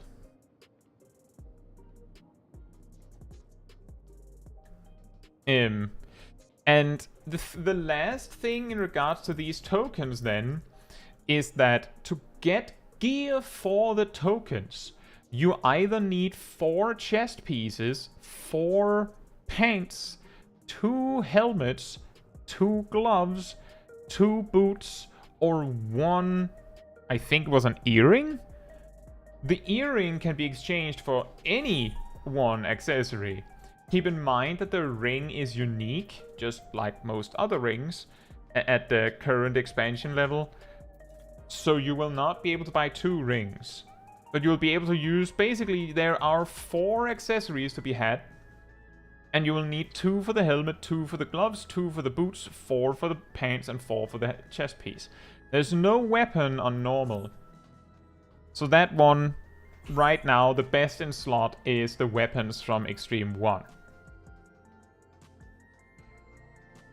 Which also means that the best you can do right now is get full 7, like mostly full 710 from the second extreme. You will be missing a ring.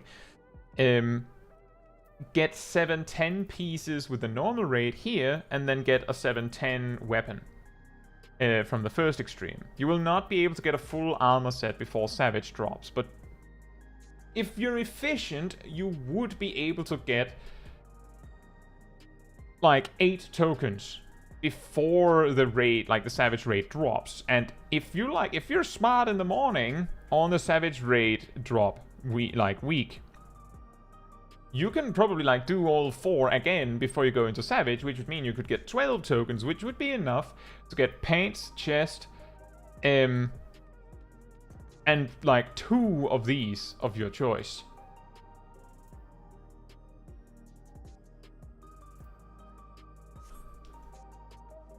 And when will Crafted Gear show up? The same day that Savage Raid appears, supposedly.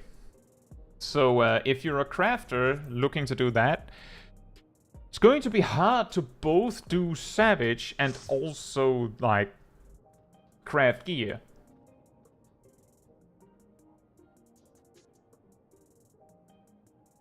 And it'll be in 2 weeks.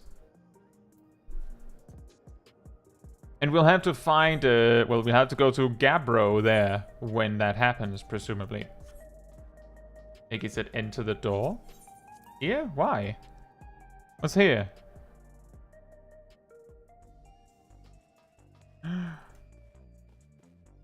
Wow.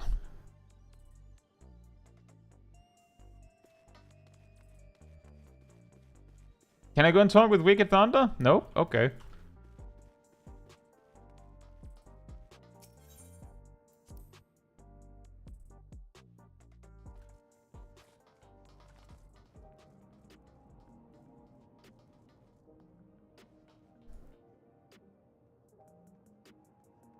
But yeah, this is it for a few weeks. And then that is it when the Savage Raid drops for some months. But there's still plenty to do.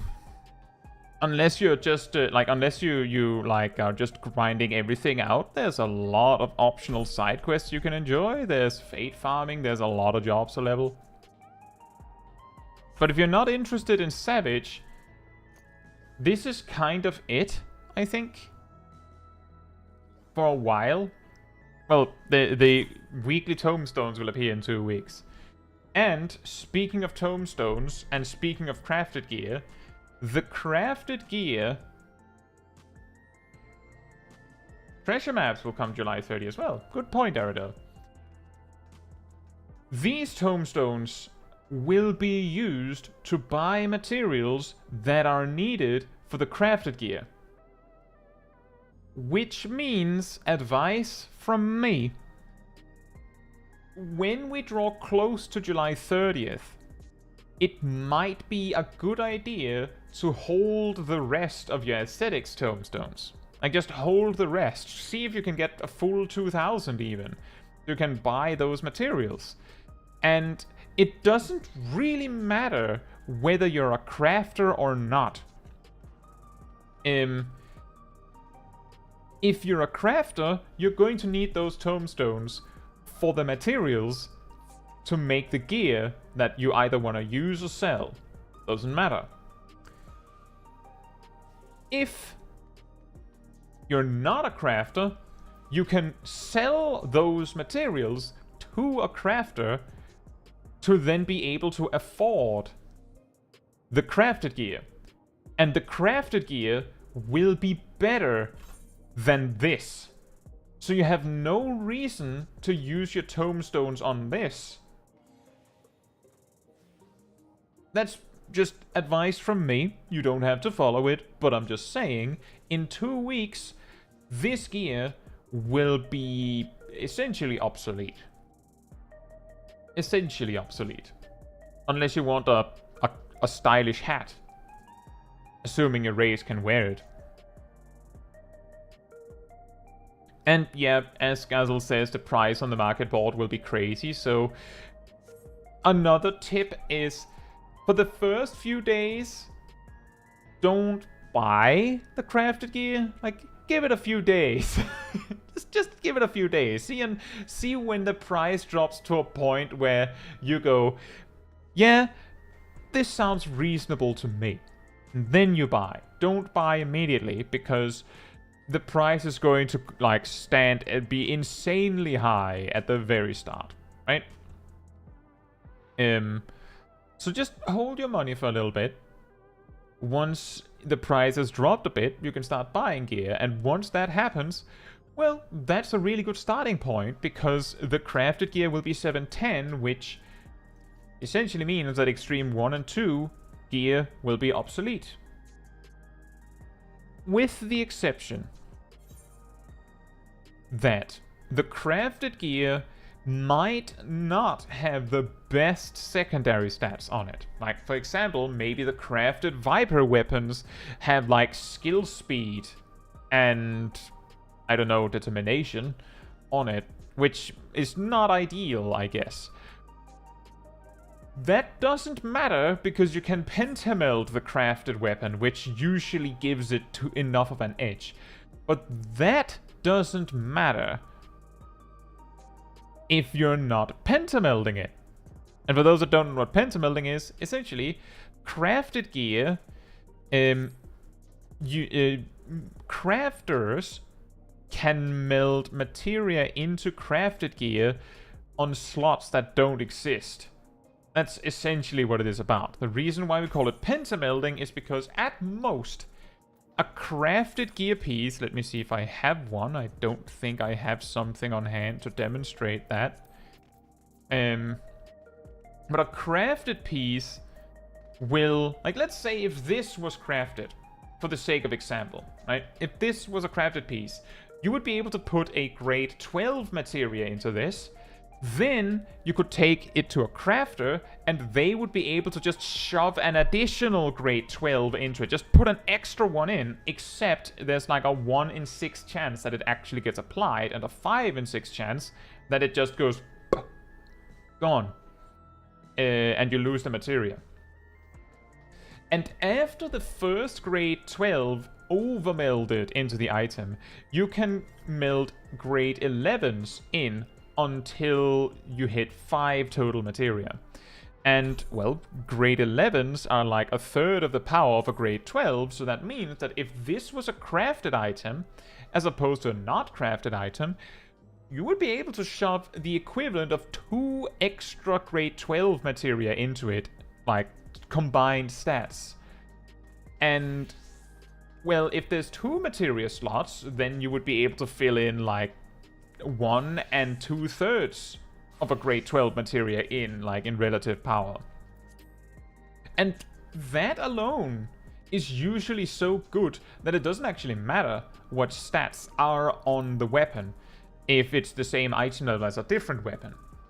So that means that if you're going to be pentamelding your gear, which is going to be expensive, then crafted gear is probably going to be really good to have. And very expensive. Very expensive. Right? Now, what do we do now? I feel like it would be early to stop already. I still needed a go at the loot from M3.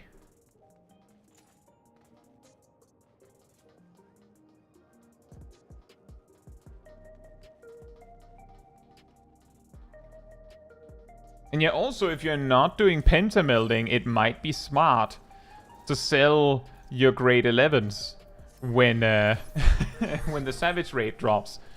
Remember, it might be smarter to wait.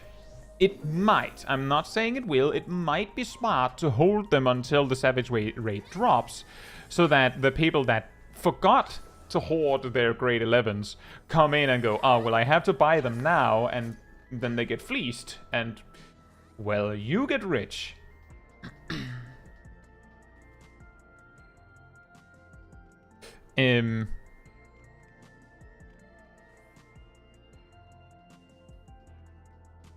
Right, I see, Shaq. We might have to go back to Chaos to make it happen if we're this many players. And that means we're less players. But yeah, if you're going to Pentameld, you should have been looking to store, like, to hoard grade 11s since, like, nearly 3 weeks ago. Like, you're late.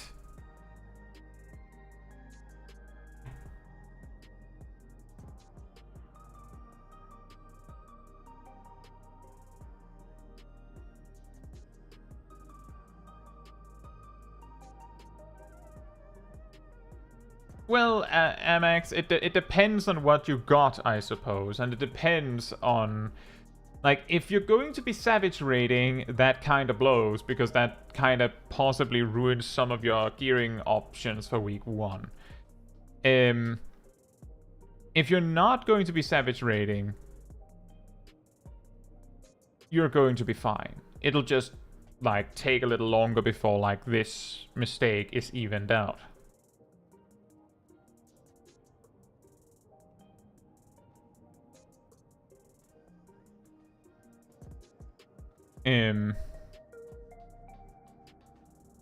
I think what we will have to do is hop back to Chaos, and then whoever wants to join me for M3, we can go again. But I don't want to, like, drag people through this, and I don't think we have 8 here. I'll do this. And hop on back. If I remember correctly, I'm certain you can probably go back in time and check me on that and go, no, idiot, that was not how it went. I feel like the 3rd raid tier took like 3 hours in Endwalker. And I'm pretty sure the 2nd raid tier took 3 hours as well. Not sure about the first one, but I'm pretty sure raid tier 2 and 3 took 3+ hours due to a combination of insane amounts of dialogue. And no, actually, that's it. It's not a combination of anything. It was because of an insane amount of dialogue.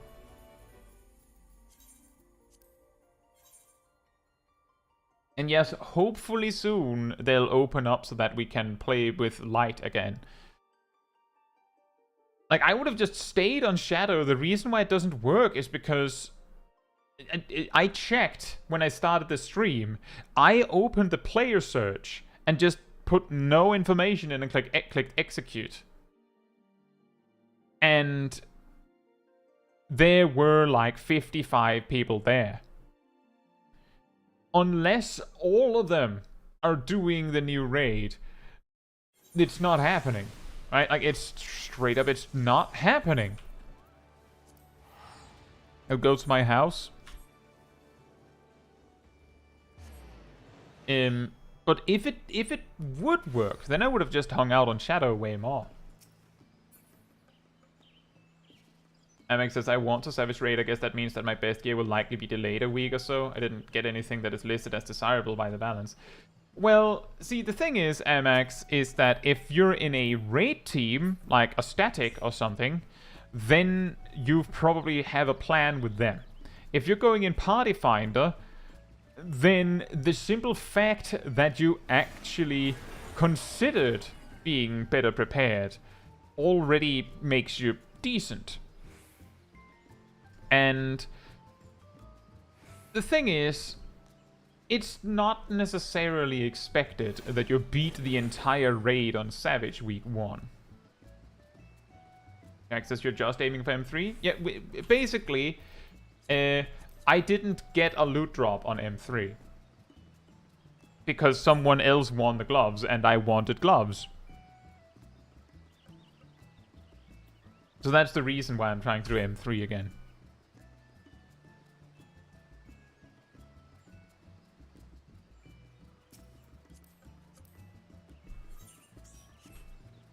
Do you also want to join up for M3 again, Aerodil? But yeah, don't beat yourself up over it, Amex. Take your time. Let me put it like this. This is going to be it. The Savage Raid is going to be this for 8 months. You don't have to hurry. You'll be fine. You have 8 months. And in 4 months, there will be various ways to help you catch up if you haven't finished yet.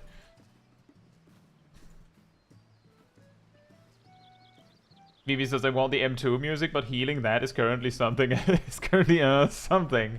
It looked hard. And I was just there as a DPS. Right. Is there anyone else that wanted to go? I think I got a song, or was that someone else? Did I not get a song? I can't remember. Let me see, I don't think I got one, did I? Nope, I didn't get... one of them dropped. I guess Zip won it.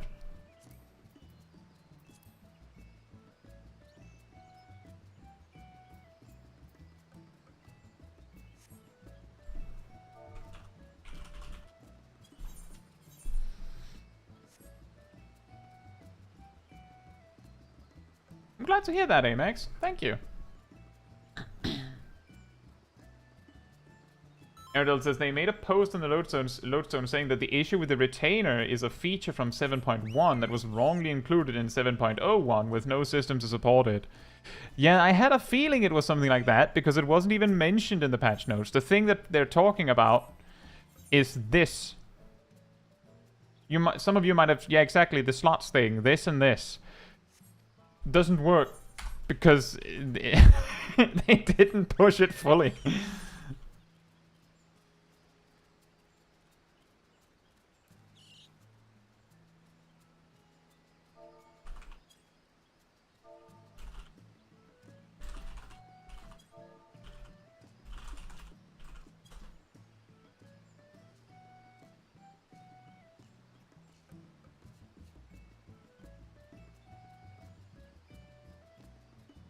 Yeah, there's also doing hunt trains is a way to collect materia. That is true.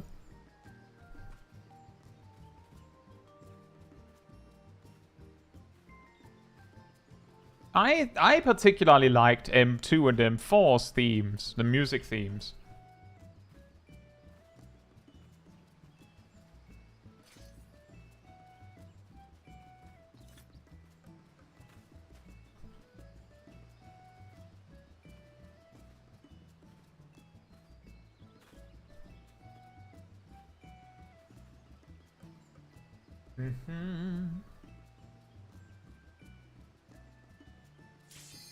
Oh, that was quick.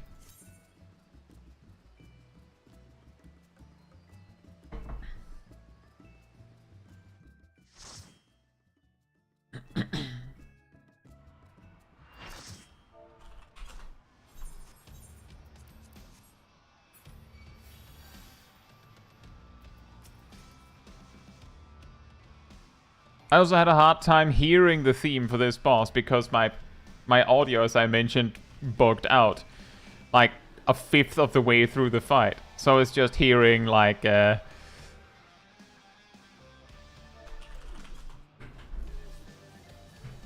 was just hearing like the noise.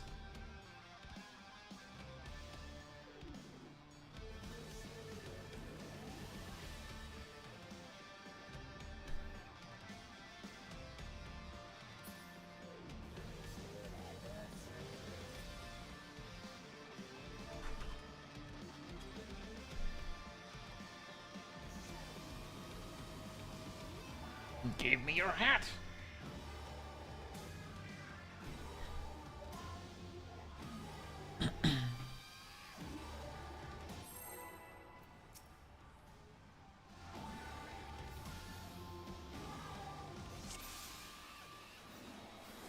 That's an interesting way to do the pull timer. Has muscled his way into the ring.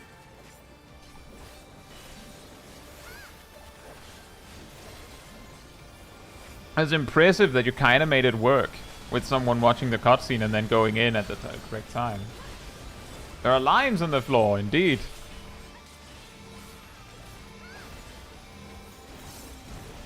Oh yeah, that's a good point. Was my guess, are the circle lines there, were they not used for the bomb explosions?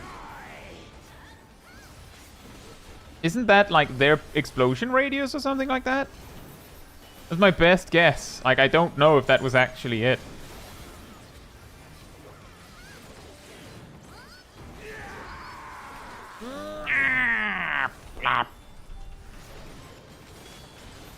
The bombs are way smaller. Oh. Ow.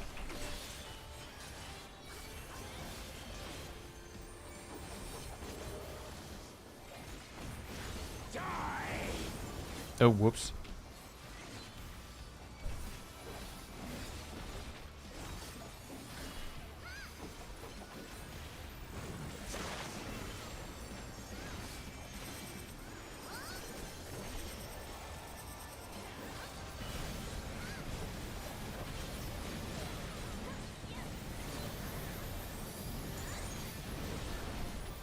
I agree, Giri. I thought that was a pretty clever thing to add. The knockback soak pillar soaks.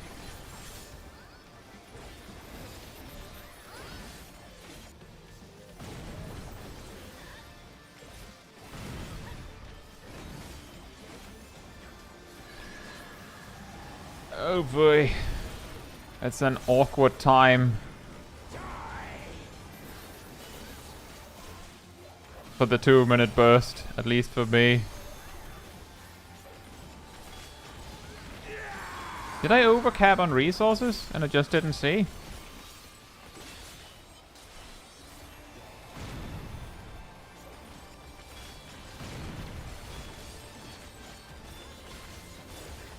Is M3 the one everyone is farming? No. There is not, like, there is no farming, I don't think. It's just that I didn't get a drop from this because someone else won the gloves. So we're doing it again.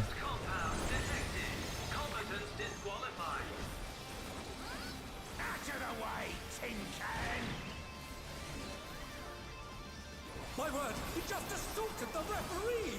The scoundrel! No more distractions!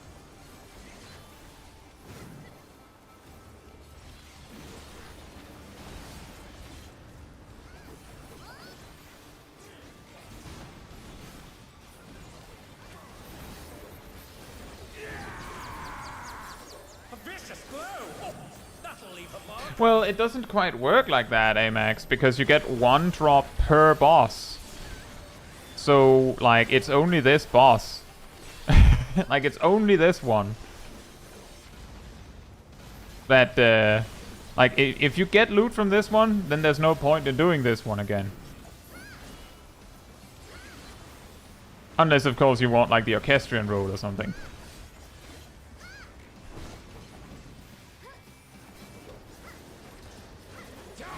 I didn't even know he could fake out like that. Nice.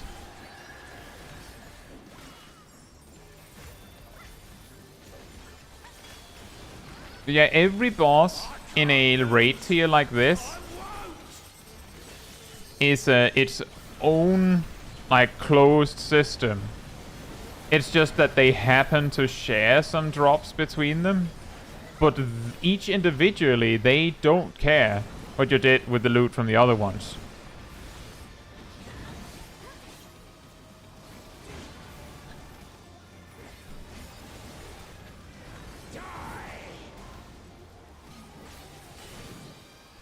Bro!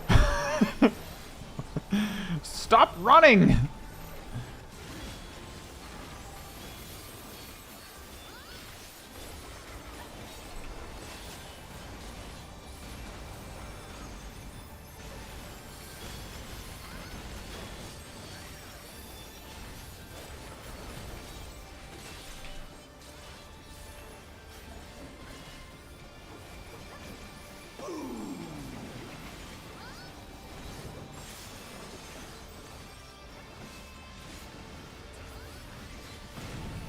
Ow.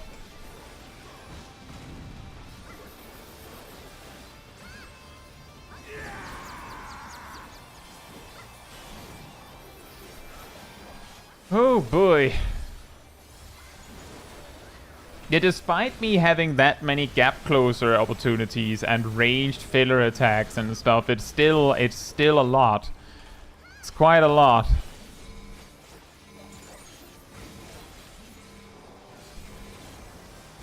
I imagine like a ranged physical has a reasonably good time on this fight.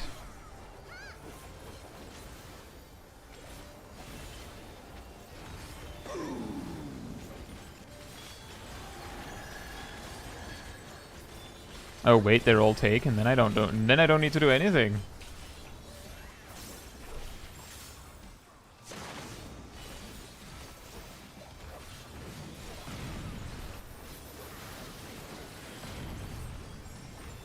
Oh my!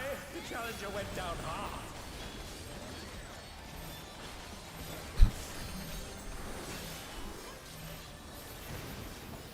Oh dear. Is it over already? Are we good?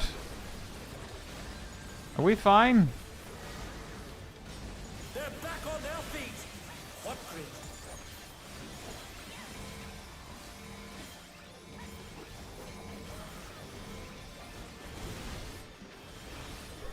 It's possibly the best part of all this, baby.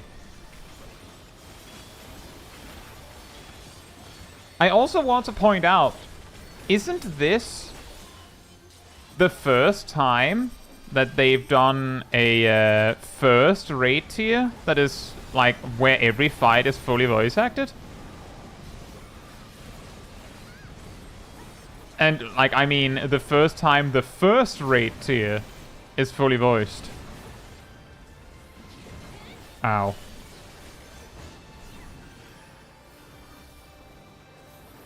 Oh, whoops. I looked straight at him and didn't process what he was doing.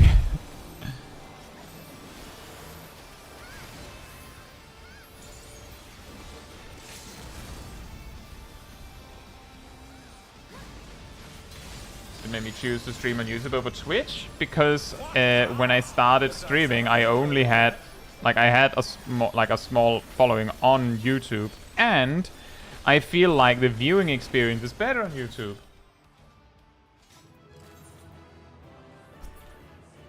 It's all over. Until next time.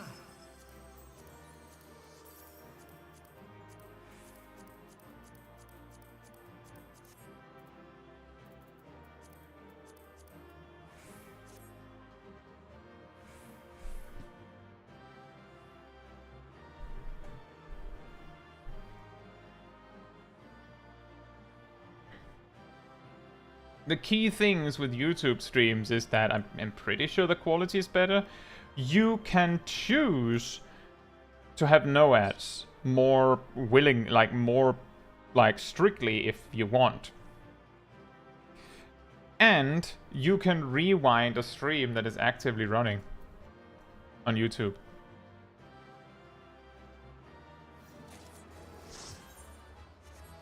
And then there's also the fact that I already had stuff on YouTube. It also comes with the advantage that instead of me having to upload the stream or put it over from Twitch, it's just here with the live chat on the right, and then if something bugs out, there's also the chat on screen. Hey Robot, was that you? Were you the black mage?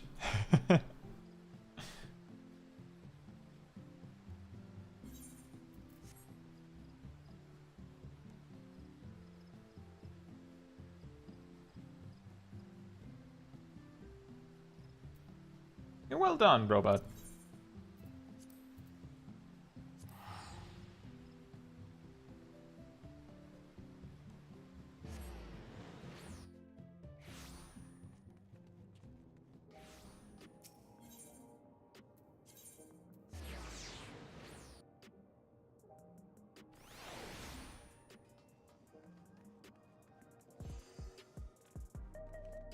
It's a sea of people.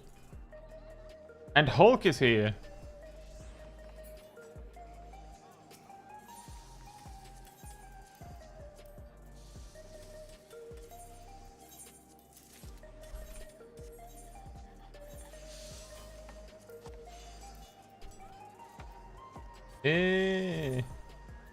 So we do this and this and this. There we go.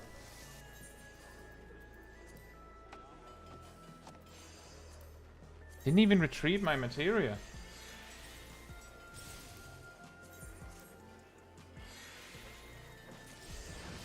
Well, I got one of them.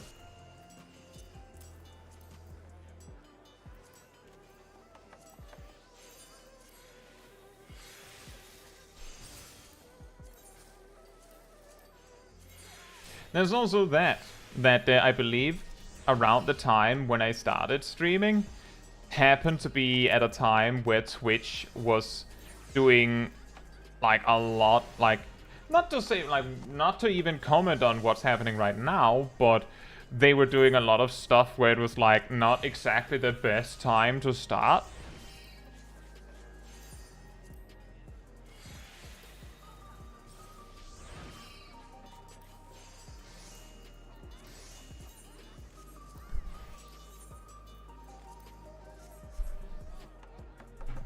Right. 2 gear pieces, though. Batman says the only thing Twitch has that's subjectively better is all the emotes and extensions for even more emotes. That's fair. And that's also something that I have a bit of a complaint about.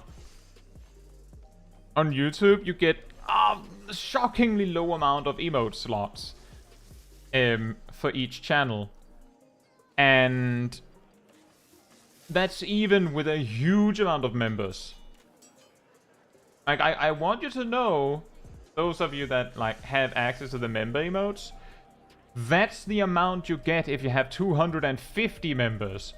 We don't have that. We had that for like a few days, and I quickly filled in the emotes because YouTube doesn't like, they don't take backsies on that. They just let me keep them. But if I remove an emote for a day, then it's gone. Like, I can't put it back. But that's the amount that we get with 250 members. And they can't be gifts. It's just still pictures, as far as I know. The global emotes on YouTube suck. Fair.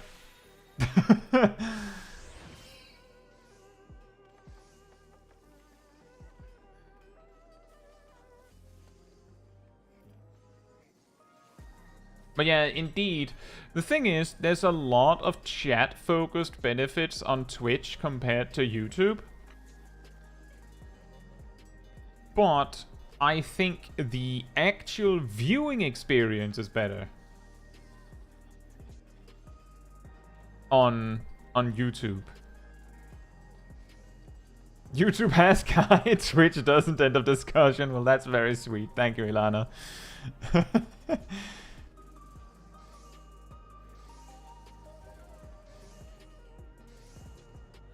But that's the thing, is that I'd also say I feel like YouTube's experience, like the YouTube experience, has gotten better over time. So like there's that too. I don't know how short the delay is on Twitch, and I'm pretty sure it varies on all sorts of things. But let me check what the delay is right now.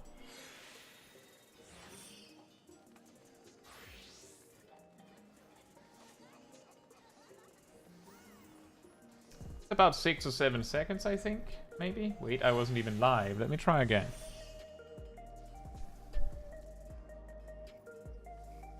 Two seconds or so. Which I think is pretty good. I'm pretty sure there are Twitch streams that can have that. But I don't know what decides that.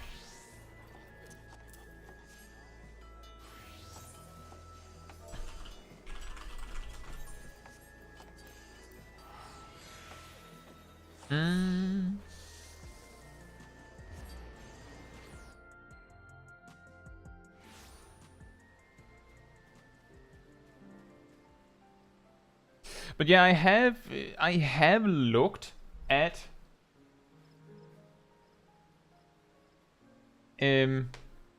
Jeff says I think on Twitch you can set a delay.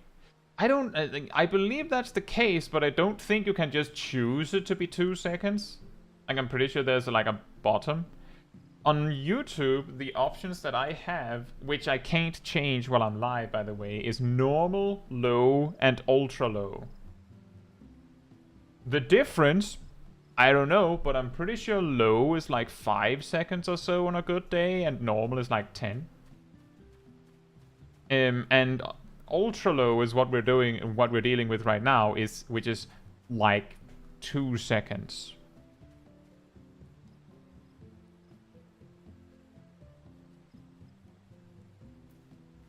And yeah, exactly, Brontom. That's the thing, is that if you want to save your VODs, the only way you can do it is, like, if you're streaming on YouTube, the only thing you have to do is never stream longer than 12 hours at a time. On Twitch, you have to yoink the recording either after the stream or record it simultaneously, and then upload it to YouTube. I think you can set it up so that Twitch automatically uploads it to YouTube or something like that. But the point is that if you're streaming with Twitch, then you need YouTube to store the footage. If you're streaming on YouTube, then you don't need Twitch for anything. No 24-hour Kai stream ever. The closest you'd get is that I do like maybe 11 hours and then 11 hours and then 2 hours, or maybe I do 8, 8, and 8 if I did such a stream. But as some of you may have seen on the MSQ streams a few weeks ago, when we were closing in on the 12-hour mark, I started getting nervous and started planning to end the stream on a cliffhanger. Like, story-wise, because I was not going to go over 12 hours. That was just not in the cards. That's not going to happen. Even if it might, like, be fun for, like, the live audience, there are a lot of people that enjoy watching streams after the fact, and personally, I also enjoy watching, like, stream VODs, but if they're not kept, then there's nothing there, right?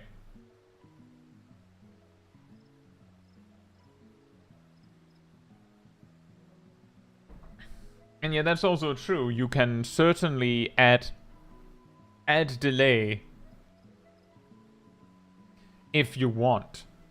You just have to like you could do it in various means, I suppose. You just have to figure out how to get it done. It makes sense to have a longer delay if, like, for example, if it's a PvP game, then there could be an argument of setting a delay such that whatever you're seeing on screen right now is not helpful.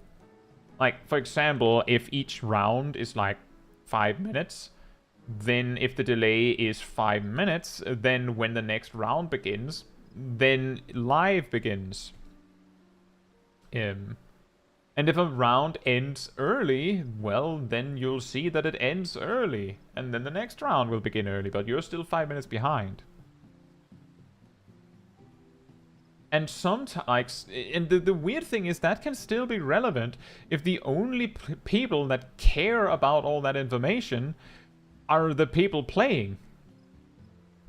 Like, if you have, like, I don't know, like a card game match, like, I don't know, Hearthstone or Magic or something, you might want to make sure that you have a long enough delay that most or the entire round of the match is over by the time the stream feed begins.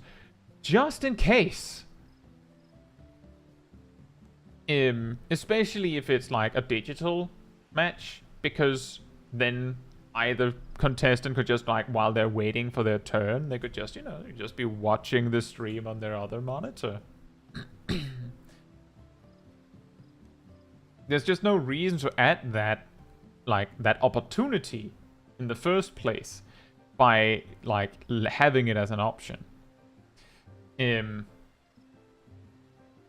But with PvE stuff, I don't know how much, like, benefit there would be to have a delay.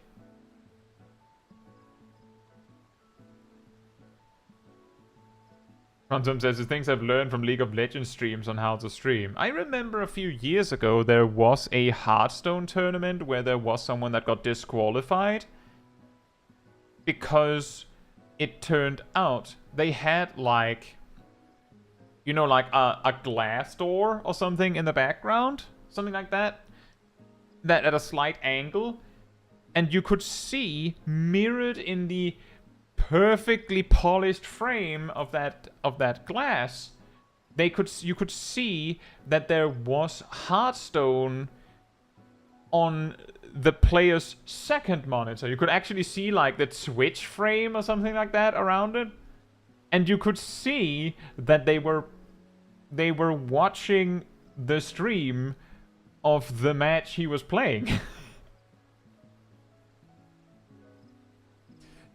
And it didn't even matter whether there was a benefit, like a gain to be had. It didn't even matter. It didn't even matter whether it was like, well, there's a 5-minute delay or whatever. There was the possibility that it might have given information that he shouldn't have had. Like, maybe there was a card in his opponent's hand that he didn't even know was in their deck or something. And the second match started, so that information wasn't crucial to that round, but he knows the card is in the deck now, so he could play around it. Which he couldn't before. Like, that's the kind of stuff that matters in a PvP match. Oh, you learned something you shouldn't have been able to. Disqualified. So after I did 24 hours of raiding stream once. That sounds like a lot. Hopefully you had breaks. Hopefully you had breaks.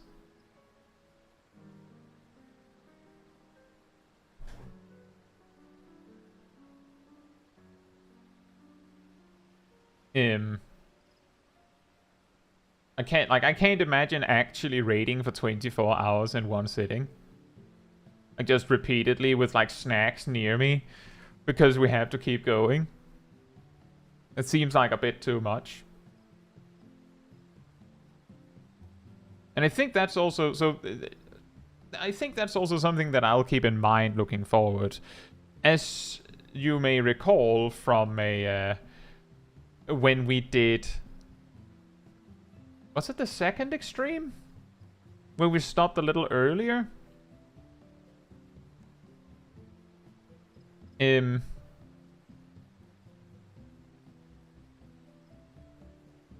the easier solution is just to, like, for example, plan a longer session and then just make sure you've planned a break in between. I also know that Aria would fly to Denmark and unplug your PC if you were to raid for 24 hours. Well, I think also Aria would know that I would do it in a healthy way.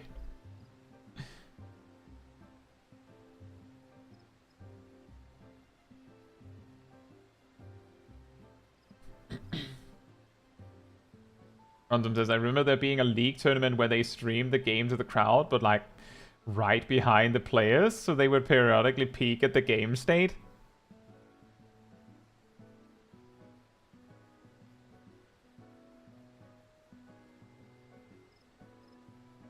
That's not very smart, is it? There's no such thing as a healthy way of 24 hours of raiding. Well, there is a less unhealthy way of 24 hours of raiding.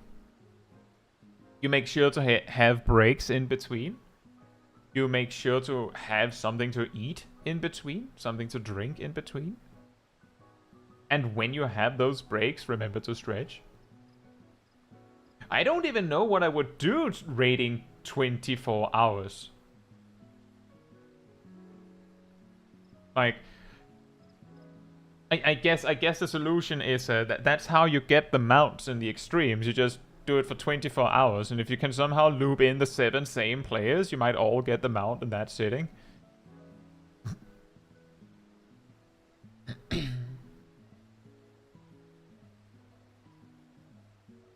You did all sorts of savages and extremes? That's also a way. I think the best way to do it, if you have like a lot of random stuff to do, is to have a plan before you start. Because I have a feeling that you might know where you plan to go on hour 3, 4, 5, even 6. But when you get to like hour 12, you might... I have a feeling you might start to get a little loopy. At least some among you would. And there, it's probably best that you already have like a list of going, alright, next we're doing this. Instead of going, okay, so what are we doing next, guys? I don't know.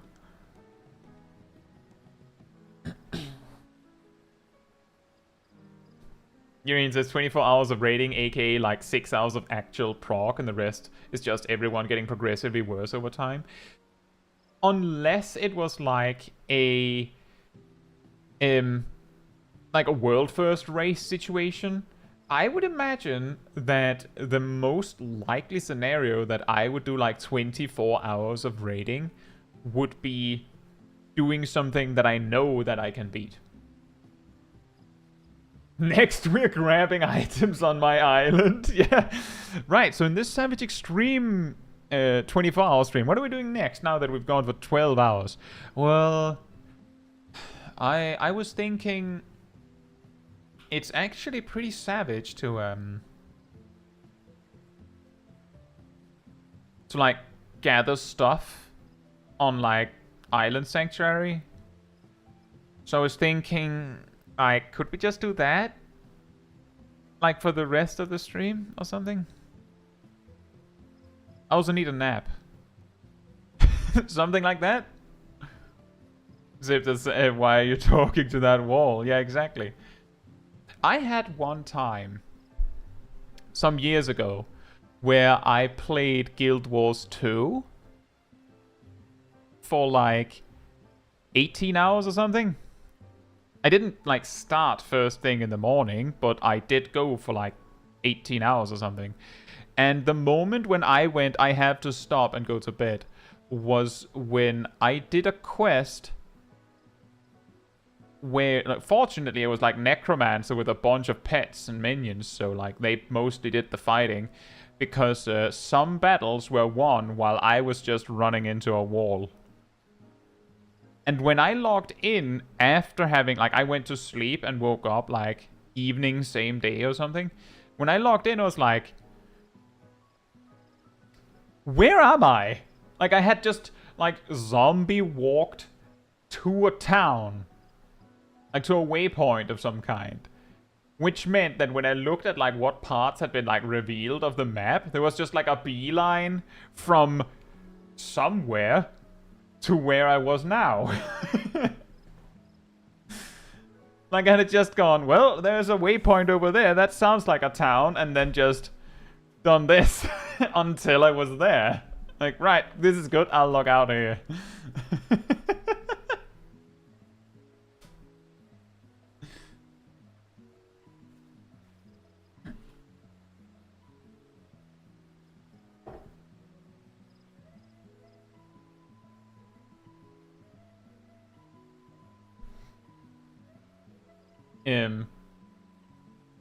But that like, if I were to do such a long stream, I would probably make sure that I had planned that it is something that I know that I can do, or we can do, so that we don't like bang our heads against the wall. So it isn't like, for example, just randomly going, on this stream we go until we've beaten the current raid tier on Savage, and we haven't beaten like the second boss.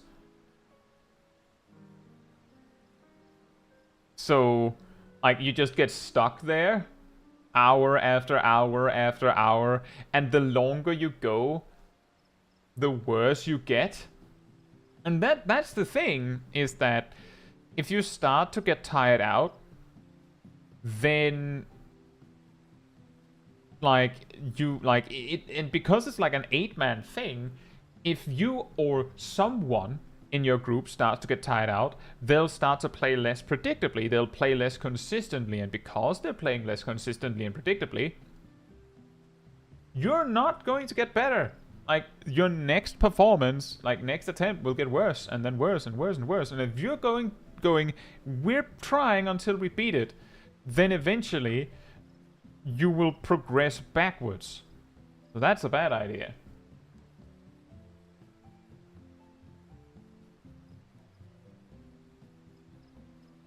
And that's the reason why I wouldn't do something unless I knew we could do it.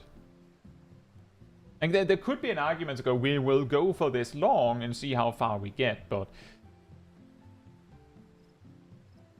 I remember my first go at doing soloing streams was that I soloed random things, like random suggested things. That's what gave birth to the solo challenge stream, where I just did everything from the start. Was because doing random things meant that there was no system, which is not optimal, first of all. And it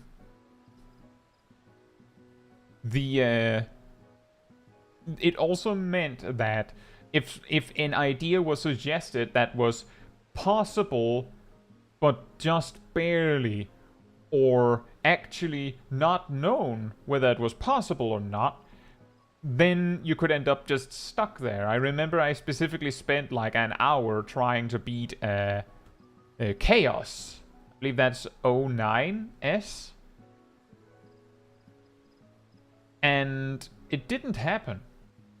I figured out later that it was possible, but I didn't do it. I had figured out the specific roadblock and had spent so much time just repeatedly doing that I came to the conclusion that it wasn't fun anymore. That's also the reason why, as you've seen, that a lot of the time, if we timed out in the solo challenge streams, I would make either I would go, okay, we have to figure something out to like go in and have a rematch, like by like having a pre-made carry me to the finish, so that we like carry me to where I was, so that we can continue further, or me just right then and there making my verdict, it is or isn't possible for me. Because if I spend like 4 hours, 3 to 4 hours on one fight, I don't think that's super fun to like watch. Both because it gets very samey, and I don't think it's very fun to do.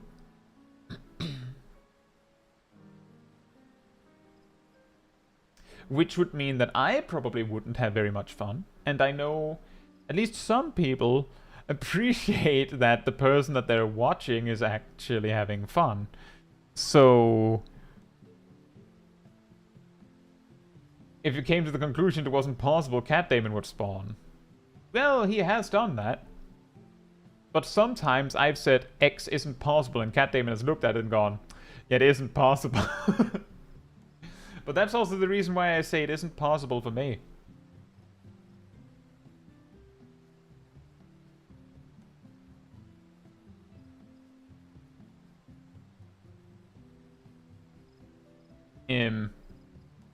Yeah, exactly, Brontome. It's not a bad idea to actually just to take regular breaks. Let me put it like this. Part of the reason why I try to go like extremely hard and as long as we can whenever we do the extreme streams right now, when we go to Innocence and we have a full pre-made, is specifically because some of the players in the group might be like, well, I have to go at this specific time, so we have to go until they have to go. Because while we are on Innocent Shadow, If we're 7... Like, it's not even if we're 4, then it might be hard to fill a group. If we're 7, we might not be able to find an 8th. And if we can't find an 8th, then all the people from Light just get left behind. And we go to Chaos. So, once they reopen data center travel between Light and Chaos, once that happens, I could imagine that when, like, because I plan to do, like, hard content streams more regularly, that's the plan, we will have more healthy breaks if it's going really long. Because if someone has to go at a time, then, well, it's not that big of a deal to find a replacement.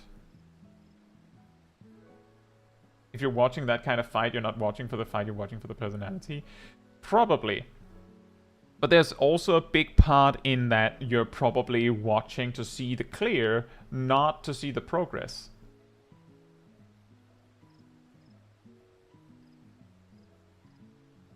Like, if someone has been bashing their head at a specific fight for 3 hours, then, like, those 3 hours, something funny might have happened there, but ultimately, the payoff is if there is a kill.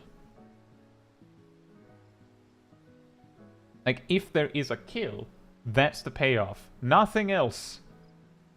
And that's also part of the problem with going at a fight for that long, if you're not sure you can beat it, is if you're going for 3 hours on a specific solo duty, on stream even, then you better make sure that there is actually a payoff in the end, hopefully. Otherwise it's going to be a pretty sucky end of a stream, I suppose. Sometimes that's just how it goes.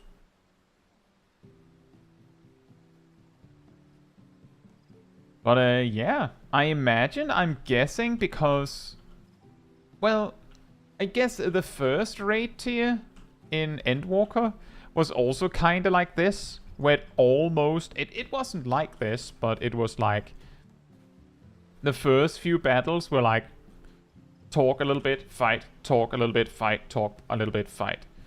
And then the second and third raid tier, there was way more stuff. This time, this is kind of the same.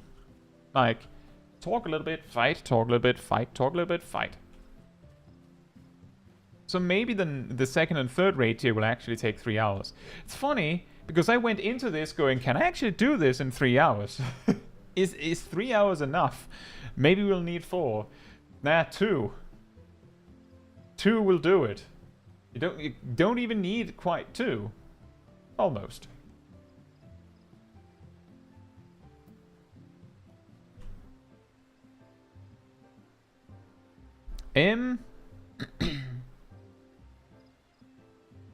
But yeah, that is also to say in regards to hard content streams that I'm trying to do them Saturday so that we can go further. Both because I imagine a lot of people have a harder time sitting for extra long on a workday, but also because that's like the particular space where you usually go very long. And on this Saturday we're doing more Extreme 2. We might do some Extreme 1 if we get really tired of it, but I think we're doing Extreme 2. And Thursday we're doing dailies and leveling.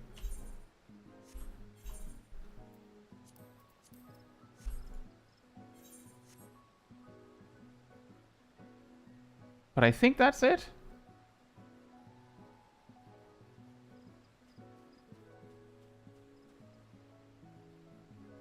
I think that's it. Unless any of you have any particular questions or something you want to talk about right here at the end.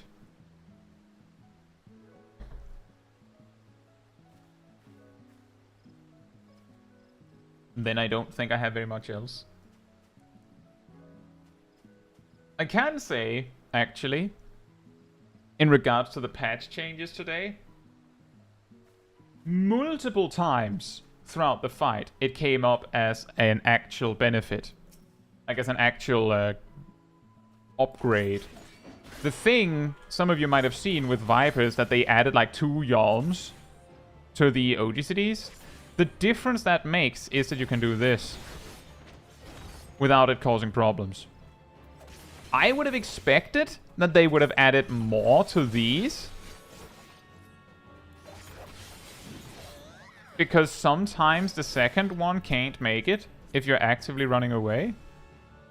So I would have expected that they like might have gone that Twin Fang and Twin Bite would have been like 6 or 7 yalms, but I can see why they didn't do that. That would have been like, when you get above 5, it quickly turns into, kind of feels like it's almost a ranged attack now, doesn't it?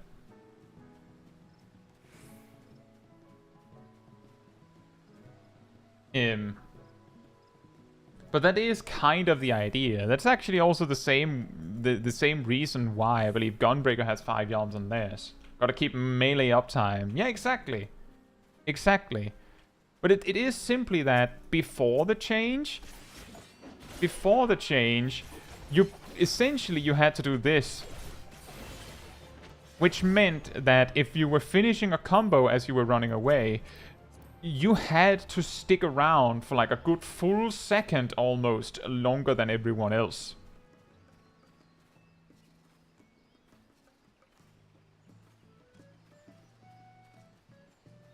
But you no longer you kind of don't have to do that anymore. I can also say, some of you might have seen the Astrologian changes and said, why? Or, what does that change? The first thing, and it's just some things that I observed, right? Lightspeed's base cooldown is 90 seconds now, which means that Hyper Lightspeed takes it from 90 to 60, not from 2 minutes to 1 minute. That doesn't change much. But you have 2 charges at level 30. Which means already at level 30, Astrologian can basically, in Hawk manner, you can just like run with your tank, combust everything, and then if you run out of things to use combustion on, Lightspeed and just start casting Malefic on something. And because you don't have Divination, you don't have that much need to hold Lightspeed for a burst or something. What do you mean, Brontom? What new change?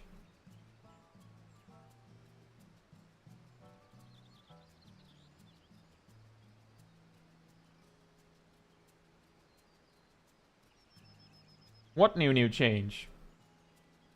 Aside from the ones from today?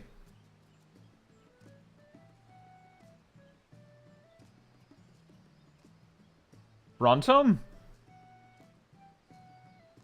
If I may direct your eyes to the general discussion on the Discord server, then you click the pin, and then you'll see that I already wrote that.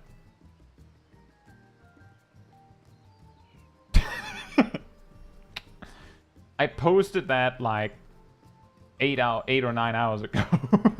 I know the changes. I'm going over them and explaining them. What I'm saying is, even though Lightspeed's cooldown is 90 seconds at level 30, you still have 2 charges at level 30. And you don't have anything to save it for at level 30. So you can just, like, throw it out there. And then throw it out there again. And you can just use one and then hold the other one if you like.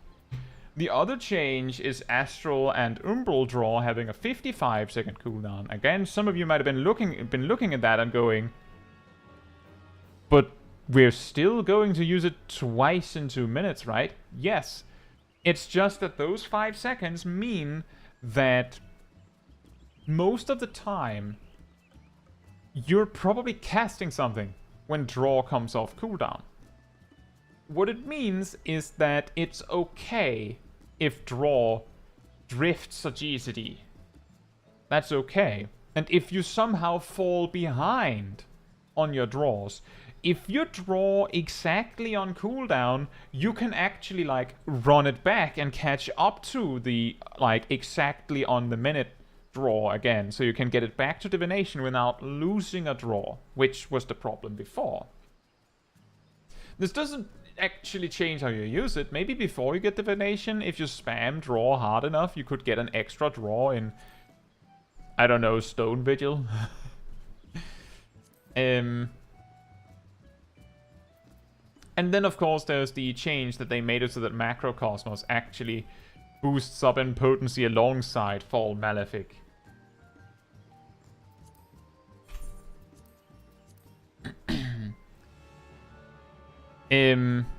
Most of the other changes, I think, most of them are exactly what we thought they'd be. Although, I'm pretty sure that when they said they would boost enmity generation on AoE attacks for tanks, they said combo starters. I don't remember exactly, but I thought they said combo starters. So it came as a little bit of a surprise to me when they also added it to the follow-ups. It's not a, like, that's not a problem, but it surprised me.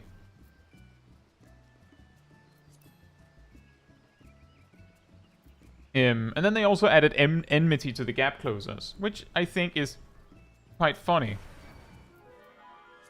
Because before this patch, you could actually Shadow Stride to something without entering combat with it. Like, you could actually Shadow Stride to something, run past it, and then AoE, if that's what you wanted to do. Isn't really any reason to do that. But you could do that if you wanted to.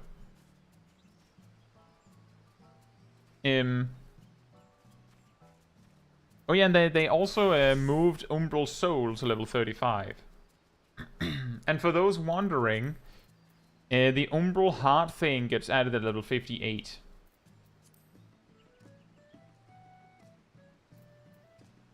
Which was something that I was wondering about.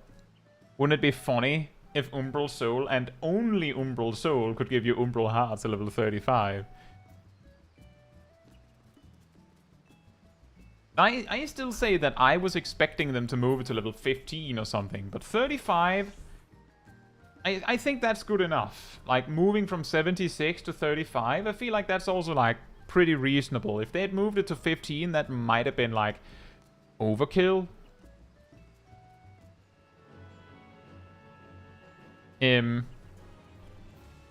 What else did they change? Right, they changed Monk.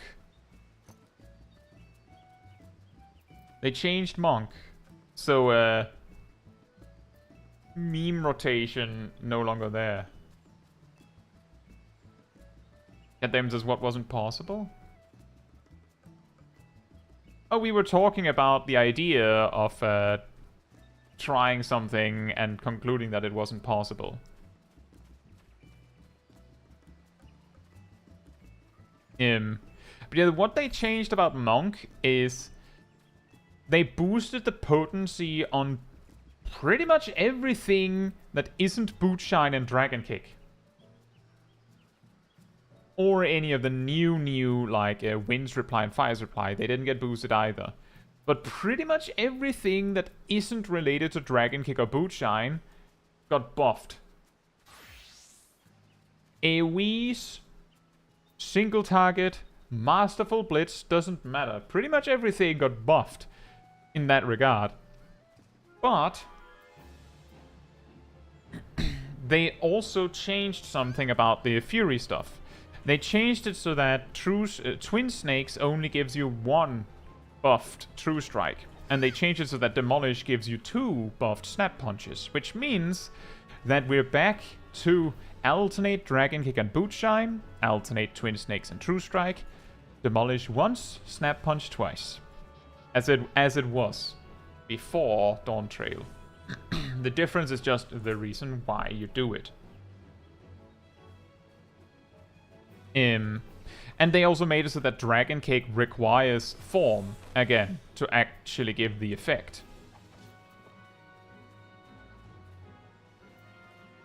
And with this change, it is also pretty funny that Dragon Kick and Twin Snakes boost the potency of the next use of the opposite, But 200 and Demolish gives 300.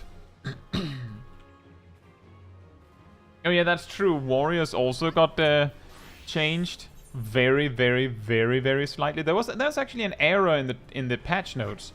They said that Primal Rend Ready's duration was reduced to 20 seconds. But if you check the expanded patch notes where they explain it, they actually did correctly say that it was Primal Ruination Ready that is only 20 seconds.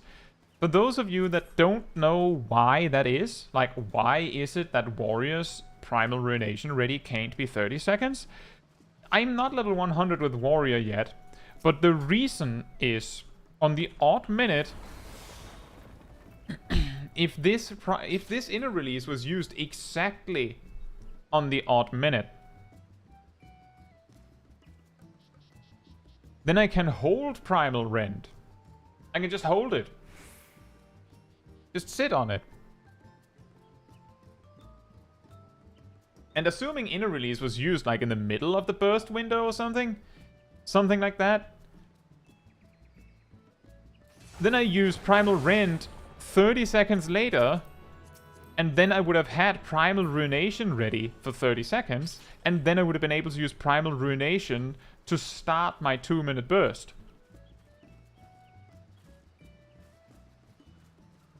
So they reduced the duration on Primal Ruination ready to 20 seconds to prevent this behavior, and I just want you to know that raid buffs stacked tightly enough can be 20% or more damage, which means that Primal Ruination, which was 740 potency before, could have gained 150 potency for doing that, right? That's the reason why they gave Primal Ruination a 40 potency buff while removing this trick. That's the reason. That's the reason why they quote-unquote buffed Warrior without touching any of the other tanks.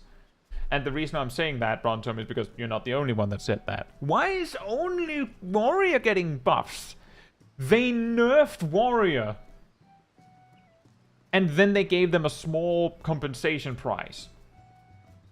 I don't know if that was the reason, Brontom, but let's just say that those 40 potency they gave Primal Ruination might be worth less than the nerf of removing one Primal Ruination from the burst window. Very likely that it is. I don't know if it's the same damage, maybe. I'm pretty sure that net it's less. But it's not a huge difference because, I mean, you don't lose the Primal Ruination. It's basically the Primal Ruination that you are getting for the 2-minute burst is 40 potency bigger. And if we assume raid buffs is 20% more damage, it varies, right? But if we assume it's 20%, then those 40 potency will be 8, will gain 8 in that burst window, right? So it's actually 48 more. The other ruination that is removed means that, those 740... Well, you're gaining 8, sorry, in the 2-minute burst. You're gaining 8 extra potency in the... Well, no, I'm confusing myself. It is 48 combined. Then in the odd minute, that Primal Ruination is not coming for the 2-minute burst anymore, which means that you're losing 740 burst potency. And by the way, that is a guaranteed critical direct hit also while we're on the subject. But you're gaining 780 potency outside of burst to compensate. But 740 in burst, as I said, you would have gained 150 potency there. Instead, you're gaining, you're losing those 150, but you're getting 90 potency combined. Something like that. And then we remember it's a critical direct hit, so it's more complicated, but it's something to that effect. Net, you're losing 60 potency, maybe 50. So they're basically trying to make it so that this extremely janky behavior stops right now without punishing warriors too hard. And yes, as Gazel mentioned, Manification now gives you 30 seconds to use this. What? That's interesting. The magic swordplay has 15 seconds, but Manification itself has 30 seconds. So the damage buff from Manification, you have 30 seconds to spend it. Is that better? Is that an upgrade? Is that better?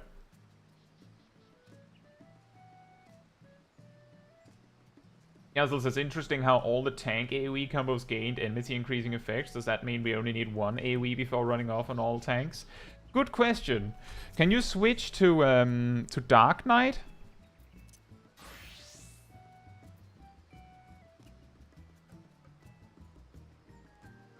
Yazel, can you switch to Dark Knight and come over here and test with me? Just use Unleash once on these while in tank stance.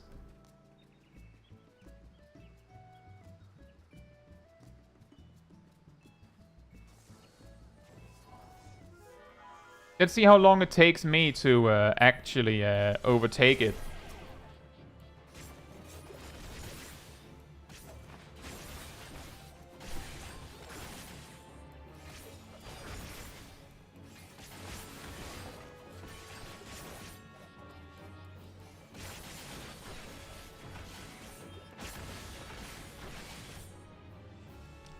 Does that answer your question?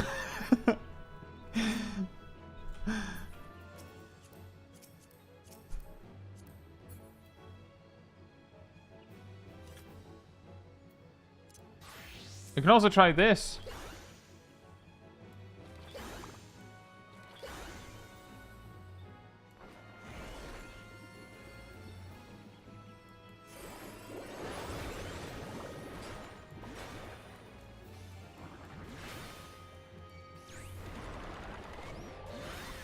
That's still way more solid than than what it was before.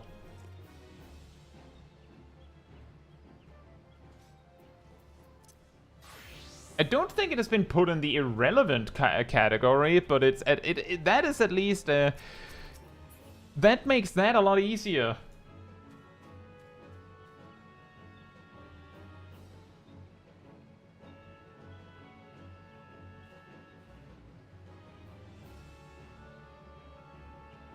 I don't know, Chloe. The reason why I'm sort of confused by that decision is that Manification gives you 6 stacks of increased magic damage dealt by 5%.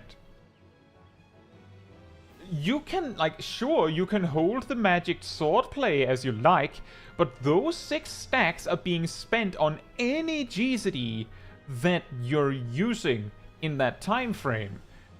You don't want that. Like, you don't want to waste it on Jolt 3 or something.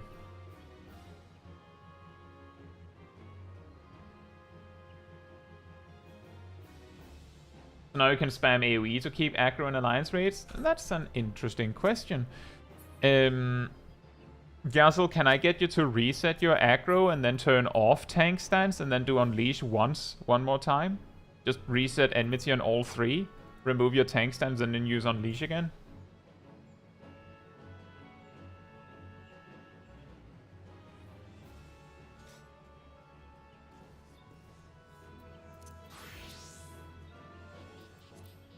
See about 4,300 damage.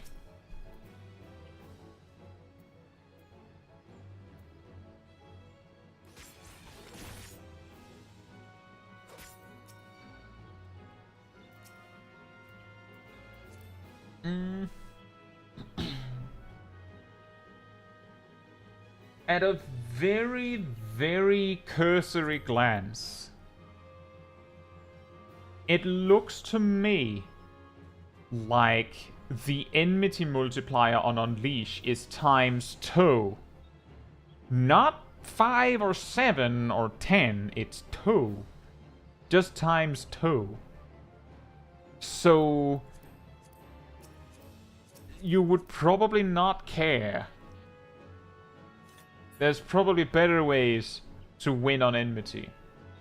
However, Gunbreaker and Dark Knight could pump their enmity by using Shadow Stride on cooldown if they so desired, because that also does enmity. That's something you could do. Whether you'd want to do that, that's up to you. But that's something you could do. But if you want to try and pump your enmity on a single target, on men spam or something, is probably still superior.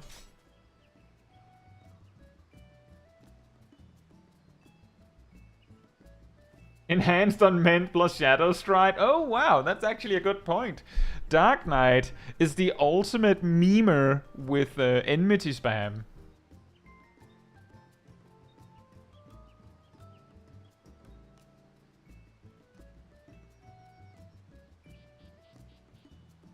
But yeah, what it seems like to me is that this helps a bit with dealing with the jobs that do ludicrous AoE damage.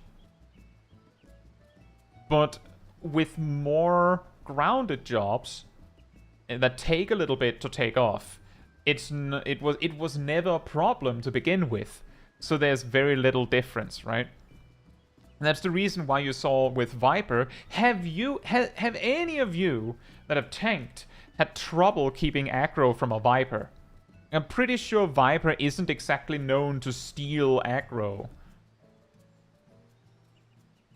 And you could see it takes me an age to steal aggro. Like, sure, I could have tried harder. I could have just, like, done my proper, like, AoE opener stuff, and I would probably have gotten faster, but it was the principle of the matter, because I wouldn't have done that while Gazel was still pulling. Like, if Gazel was still pulling, then it means that I'm, like, running behind Gazel doing all this, right? And I'm not using Dreadwinder or Pit of Dread until everything's stacked up. So, like, I did what I would have been doing, and Gazel did approximately what they would have been doing. Unleash, run off to the next pack. But Pictomancer is a lot more capable of just going, mine now.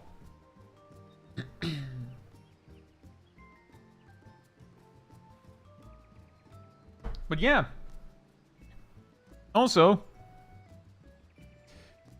just want to point out before I forget that Viper players might have been looking at this, like, see, the thing is, a lot of people, content creators included, I noticed, drummed up this thing that Viper was getting reworked. And seeing this might have been incredibly underwhelming. I don't think we were promised to get all of the changes in 7.01, so there might still be more stuff in 7.05. But I find it incredibly unlikely that they're going to change anything massive about the rotation on Savage Day. But it is not out of the question. Something big could change, is what I'm saying. It could change. It's just what happens when the mobility button of a job is AoE and has big potency. Yeah. And also that, Gazel, you'd probably also use the flop. That's true. Rontom says, I've noticed issues regaining aggro after being rest. Not much you can do about that. The only way that could get fixed is if you had like an AoE taunt.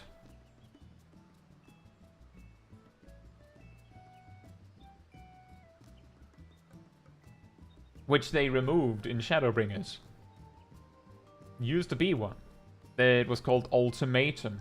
But I'm pretty sure before Shadowbringers, not 100% sure, but I'm pretty sure that both Provoke and Ultimatum didn't do, like, extra enmity on top of setting you at the top back then.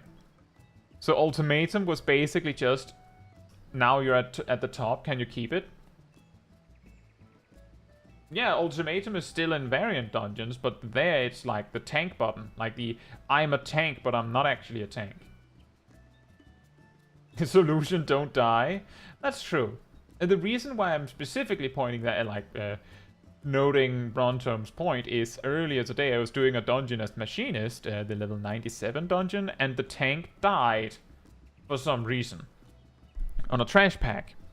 And I spent the rest of that trash pack tanking like half of the mobs as a Machinist. It kinda worked. And it wasn't because they weren't trying to get aggro back, it was just... Let's just say that if you have, like, if your Machinist there has done, like, 10,000 potency to something, then it doesn't matter that you can do, like, 1,000 potencies worth of enmity per action due to your tank stance. It'll still take you, like, 30 seconds to catch up. And if there's more than one, then Provoke isn't gonna cut it. It just isn't.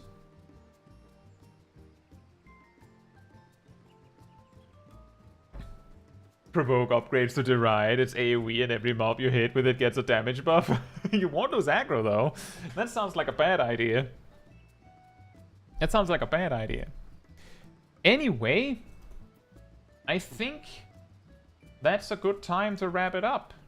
If you enjoyed the wonderful company of me or the chat, remember that there's a Discord community server that you can join. We'll find most of us, I'm pretty sure. There. You can also discuss the changes as we're talking about now. You'll also find the weekly schedule where you can see what else is happening on the channel in the coming days. This week we have Pictomancer guides, by the way, and conveniently, none of the patch changes affect my guide. So yay, if you need a guide, mine are up to date. And you'll also find the announcement room where you'll see links to the guides or the streams, whatever it is, when they come out. You can also go to the role assignments room and grab the reminder role, and if you do, you'll get an extra notification around like 15 minutes before the stream starts. But you'll also get like notifications whenever videos or streams are posted. And if you enjoyed this particular stream, remember that it helps me a lot if you leave a like on it in the YouTube stuff. That tells YouTube that this was a very enjoyable stream. We'd like other people to enjoy it as well. So thank you so much in advance. Finally, if you'd like to support this channel even more directly, you can choose to become a member of the Cult of the Pink. You can also gift memberships. You can also use the super chat stuff in YouTube, and if you don't want to use any of that, there's also a Ko-Fi link in the description. All of it helps me directly so that I can focus on making guides and fun content for all of you instead of chasing what's popular. If that makes any sense. I guess chasing what's popular also means that it'll be something that you might be interested in, but that's a longer conversation, I suppose. With that, thank you all so much for watching, and thank you all for joining me for the normal raid. And with that, good night, good morning, afternoon, or evening, depending on where you are in the world, and I hope to see you all very soon. Bye bye!